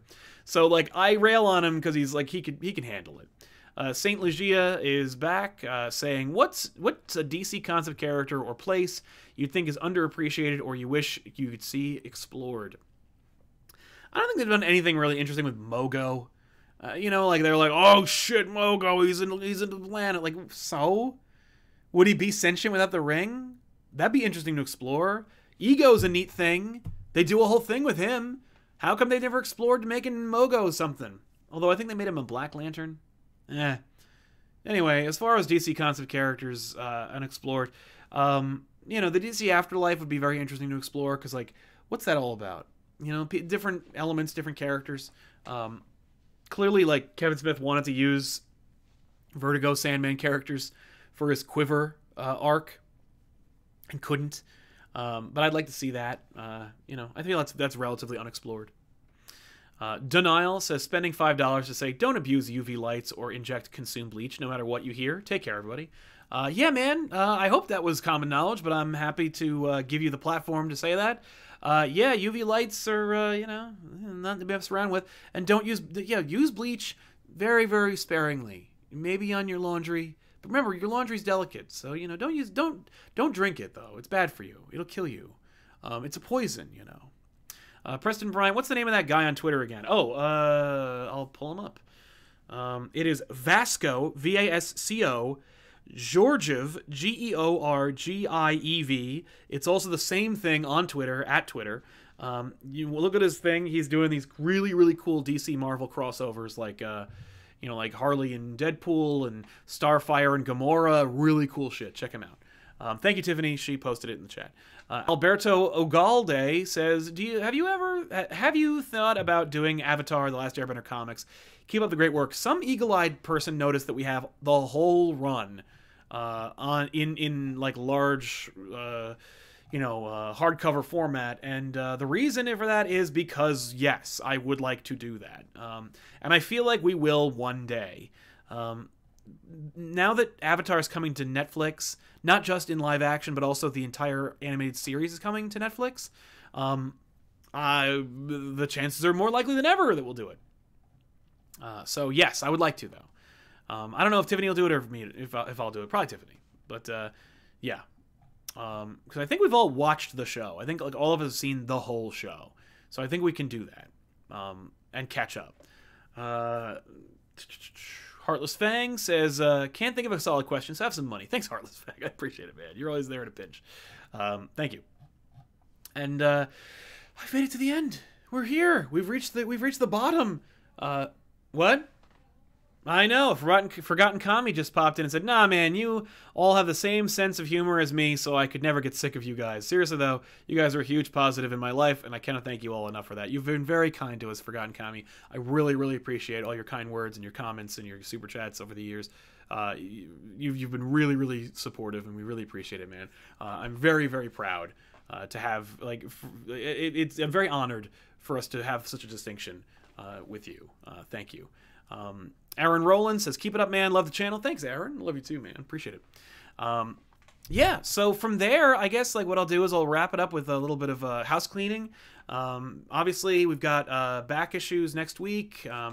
This week, we're going to have a bonus Elseworlds. It's going to come out on Saturday, so keep an eye out for that. If you're on Patreon, you're already watching it. There's more Super Chats. I'll get to you guys in just a second. We got that.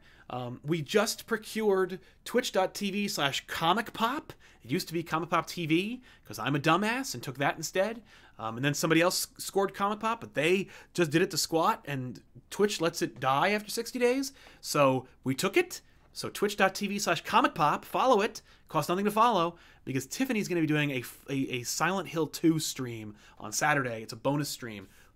I don't know how much she's going to play, but it's like most of it. It's going to be really cool. It's like a remaster that Konami would never do. It's really cool. Check it out and watch. It's gonna be really, really fun. Just gonna have an amazing time. And hopefully you will too. So go to twitch.tv/ComicPOP to watch her do that on Saturday.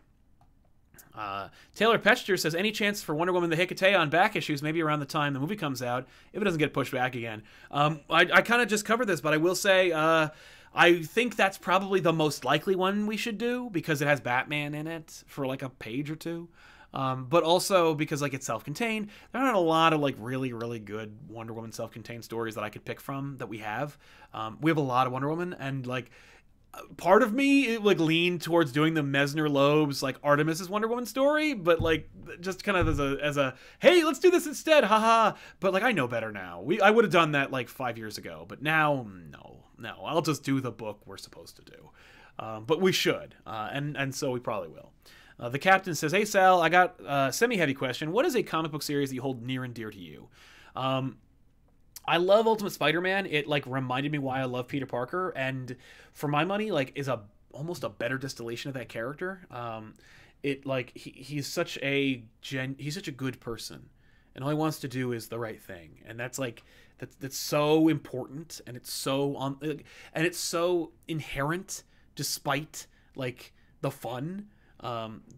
It's funny because Ultimatum, everyone's like, Ultimatum, and I hate it, but I wouldn't have my favorite page from Ultimate Spider-Man without it.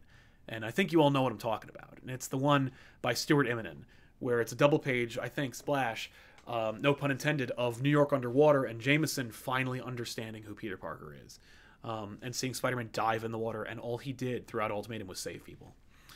That's a series, like an entire series that like matters. And when Peter Parker died, like I mourned him. It was sad, and when I like want to cry, I'll read that book, the St. Patrick's Cathedral issue, where Aunt May and Gwen are going to his funeral, like that like they didn't make for him, and the little girl like with the burn victim. It's some of the best shit I've ever seen, and it's Bendis, by the way. So good. We Being Geeky says, you think Hulu Netflix verse will be back? I was watching Cloak and Dagger, and they mentioned and showed Luke Cage and Karen Page. Sucks to lose it all, Disney. Yeah, I agree. No, it won't come back. It's over. It's over forever. It's all dead. Hellstrom is dead. Cloak and Dagger's dead. Runaways is dead. It's all dead. Daredevil, they'll probably recast. It sucks. But yeah, it makes me sad that we won't get more, but I do want more, and I do think that if they were smart, like the fact that they cast J.K. Simmons as J. Jonah Jameson gives me a little bit of hope that they're just lazy enough to cast Charlie Cox as Daredevil and Vincent D'Onofrio as Kingpin. Deborah Ann Wool, by the way, grew on me so much as Karen Page. And I gotta say, like, she is a hell of an actor. Like, she is so good. And to come out of True Blood and then just do something like Daredevil, like, she's so good. Hollywood cast this woman because she's so good. MCU, put her in the MCU. Give her a job. Make her a recurring character. And if she can't be Karen Page, because, Karen Pages don't really last very long, make her somebody important. Like, put her in there. Come on. She's great. But yeah, man, no, I don't think that'll ever come back. Artist FKA Red, you thought you hit the bottom. That's true, right? I didn't. No, you guys made it. You guys made it a never-ending bottomless pit of awesome and kindness. Chris Check, I'm a Latin teacher. Nice. And I've actually done a Hecate back issues in class. It was also an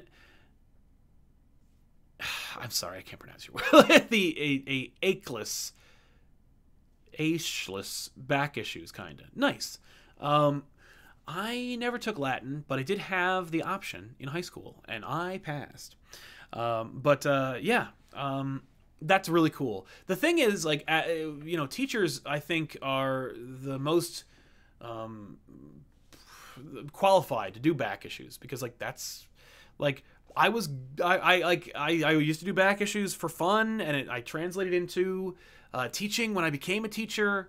You know, there's a lot of teaching that like makes it goes hand in hand.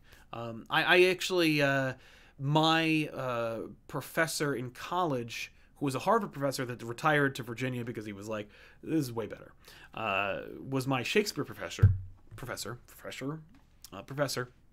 and he did back issues, but for Shakespeare. And what he would do is he would just be like, here's the play, and he would just read the play to you in like an hour. And he would break, like he would break to explain what things meant, what references were, and like where it came from, what the etymology was. Like he'd just read the play to you, and he wouldn't do character voices, but he would just read it, you know, with like, but he understood it, so you understood what he was saying, and that reading made me understand shit. And he's like, now you get it. Okay, so now we can actually get into it and talk about what this means. And it was like an invaluable class. Dr. Mark Parker, you made back issues, because that was another thing that made me go like, I gotta do this. And I applied that method to teaching Romeo and Juliet to like sophomores in high school. Let me tell you something. They got it in an instant. And I'm like, I've never seen anything like this. But yeah, man, teaching. Zach Marsh says, just wanted to say thank you for the years of entertainment you've given me over the years. Thank you, Zach, and thank you very much for your generosity. And then I can support you through this due to time zone differences being in New Zealand. You've been a lot of help getting me through painting and university work recently. I'm glad to hear it.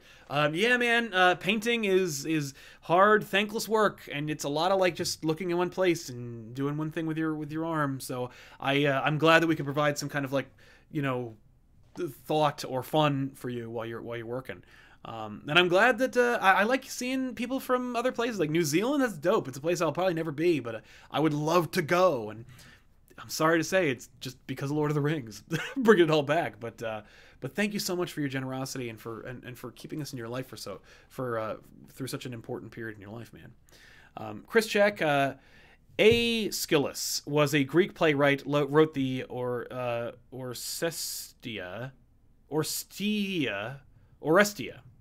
to which Hecate is the thematic sequel. I see. Thank you. Thanks, Chris. Appreciate it. Artist KFA Red, FKA Red, says, last one, just want to thank Mark for back issues. Right? Thank you, Mark Parker. You're awesome. I wonder what he's doing. Red Hood 47, helping us out. Thank you very much, Red Hood. But yeah, man, so we got the Twitch thing happening.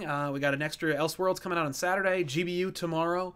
It's an unprecedented period of content here at ComicPOP. We've got Off the Rack coming out on Monday, new books, or at the very least new to me, and Tiffany for that matter.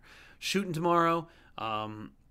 Yeah, it's going to be a lot of fun. And hopefully if you stick with us, we're going to continue to provide an endless assortment of fun and entertainment for you for years to come. We're very lucky to have you. You guys are the reason to keep doing it. It's why I did this. I like doing this whole After Dark thing, because I just want to check in with you guys and hang out with you. And like me doing the Instagram live thing is very different from me doing the YouTube live thing, which is very different from me doing the Twitter live thing.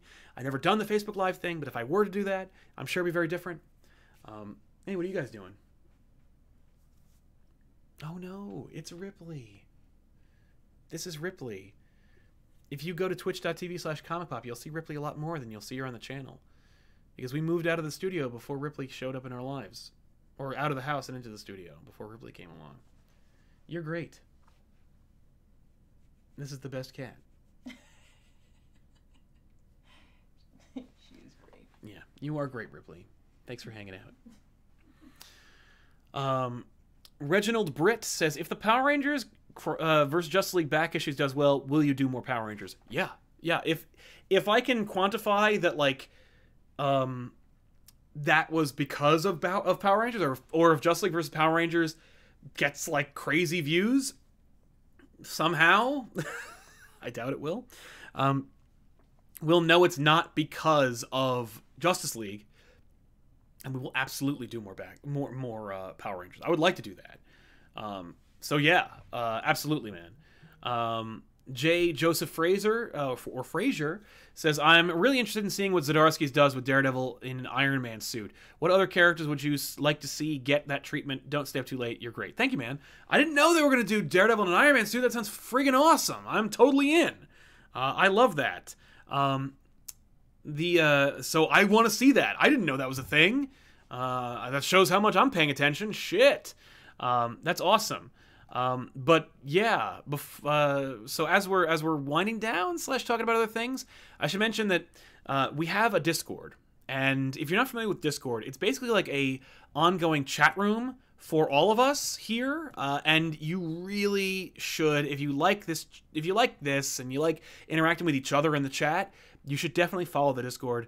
There is a link below where you can get a like permanent link that invites you to the Discord, and you should definitely check it out because it's awesome. And tomorrow, Friday, is the first day or the second book club meeting that we're doing. The Discord group wanted to create a book club, so I'm like, here you go. So there's like each in the Discord, there's like different chats. Like there's a general spoiler chat, a Marvel event super chat or spoiler chat, DC event spoiler chat, Star Wars, toys and collectibles, and the book club. And so each week they read a new book that's like kind of voted on, and then I pick it and then I throw it up there. And so last week they did Invincible Volume 1. This week they're doing Arkham Asylum, A Serious House, and Serious Earth, where they all read it and then they're going to talk about it tomorrow. And it's going to be like an ongoing chat that happens. You don't have to be there at a certain time. It's just when you go in on Friday, they're going to all talk about Arkham Asylum, A Serious House, and Serious Earth. It's really cool. I really like the idea, and I really want to see like that kind of flourish because it's a great opportunity for all of you to like talk and hang out and explore this thing more. Danielle actually just threw a link to the Discord in the super chat. Click it and follow it because it's dope. There's a lot of really like there's a ongoing conversation in the main chat under general. There's a more off the wall kind of like GIF heavy, meme heavy chat that's like that called Chattel World. And of course there's a voice chat, but I don't really use that, but I will if more of you are there. We do have 203 people online right now, which is kind of freaking remarkable because I didn't know we had more than 200. I thought we had like 120 last time I checked. So definitely click the link and join because it's like, it's a fun ongoing conversation. If you like this chat environment, you can keep it going all day long in the Discord. Cost you nothing. I'm not going to make a charge. I'm not going to create a thing. And I'm not going to push it, you know, just a neat thing. But join the book club, and tomorrow, Friday, you'll be able to talk about Arkham Asylum. Like, just delve into it. You can talk about the art, the writing, whether it's in continuity or not. A lot of cool stuff. And it's like, it's a really fun, like, community.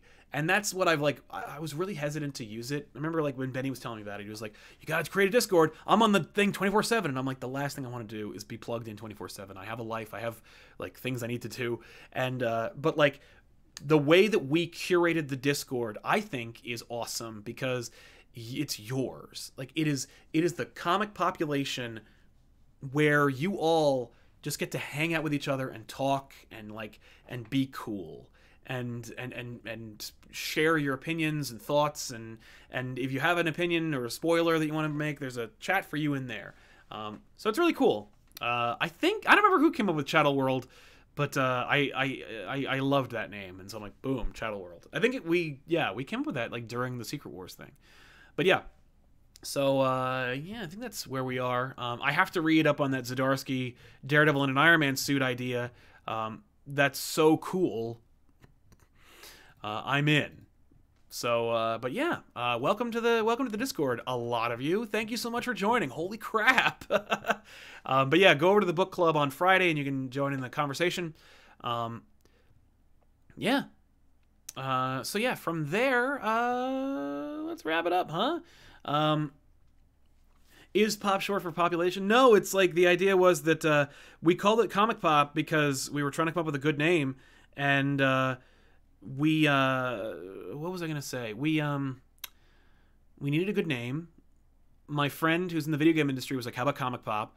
We went with that, and then Tiffany came up with calling you guys the population because, you know, went from pop to population, so, you know, it made sense. Because the other thing was we need a name for like the audience, and I didn't want it to be the Comic Pop Army because everybody's got armies, and I wanted to be less aggressive. So yeah. I'm very lucky to have all of you. I love hanging out with you guys. This is so much fun. I really enjoy doing these, but I think that part of the fun of this is that it's rare, like not like rare, but it's like you never know when it's gonna happen, or like if we're gonna have time. So I like to do it a little bit less consistently, but I will try to do it a little more. But if you want to see more, if you like this, definitely subscribe. Like the videos, they help, and follow us on all the various things. Twitch.tv/ComicPOP. Follow it at least so you can get updates when we go live, which are usually Tuesdays and Sundays, but this time around, Saturday, special stream. And I think I'm going to be at the Mainframe Comic Con, mainframecomiccon.com.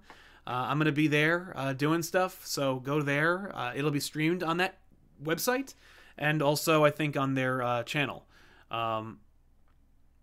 Yeah, I could do a spot for drawings. Yeah, I'll come up with something fun. But yeah, let's add one. Let's do it in real time.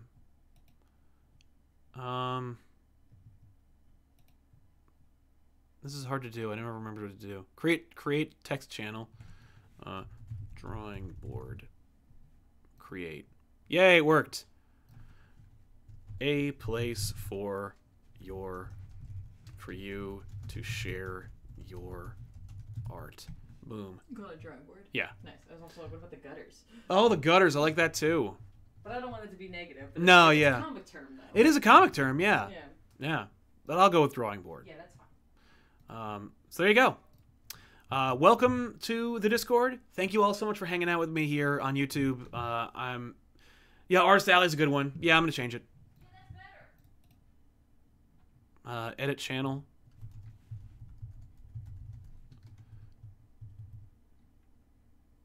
Yeah. Save changes. Boom. Artist Alley. Boom. Almost immediately. Look at this. That's awesome. So yeah, that's it. I want to thank you all so much for hanging out with me. I said goodbye a million times, so I'll just say it one more time. Thank you all. So yeah, by the way, if you missed it, on Saturday, Tiffany is going to be streaming on twitch.tv/ComicPOP Silent Hill 2. Actually, there's going to be like, it's like a rare kind of like HD remaster of the game that like a group of really awesome dedicated people created that has nothing to do, like Konami did not do this. So check it out. It's really cool. But yeah, check that out. It's going to be a lot of fun. And if you have time on Saturday, I'm also going to be at mainframecomiccon.com. I'll be doing stuff. I don't know what, but I'll be there. So check it out. Hopefully by tomorrow, there'll be an updated schedule that tells you when we're doing stuff. But yeah, so that's it for me. But thank you all so much for everything. Thank you especially to our super chatters. Thank you to my friends from real life, Peter and Sam, for popping in and being here. And I'm looking forward to seeing you guys soon one day when this all goes back to normal. And I'll see you all next time. Thanks a lot for hanging out with me tonight, and have a great night.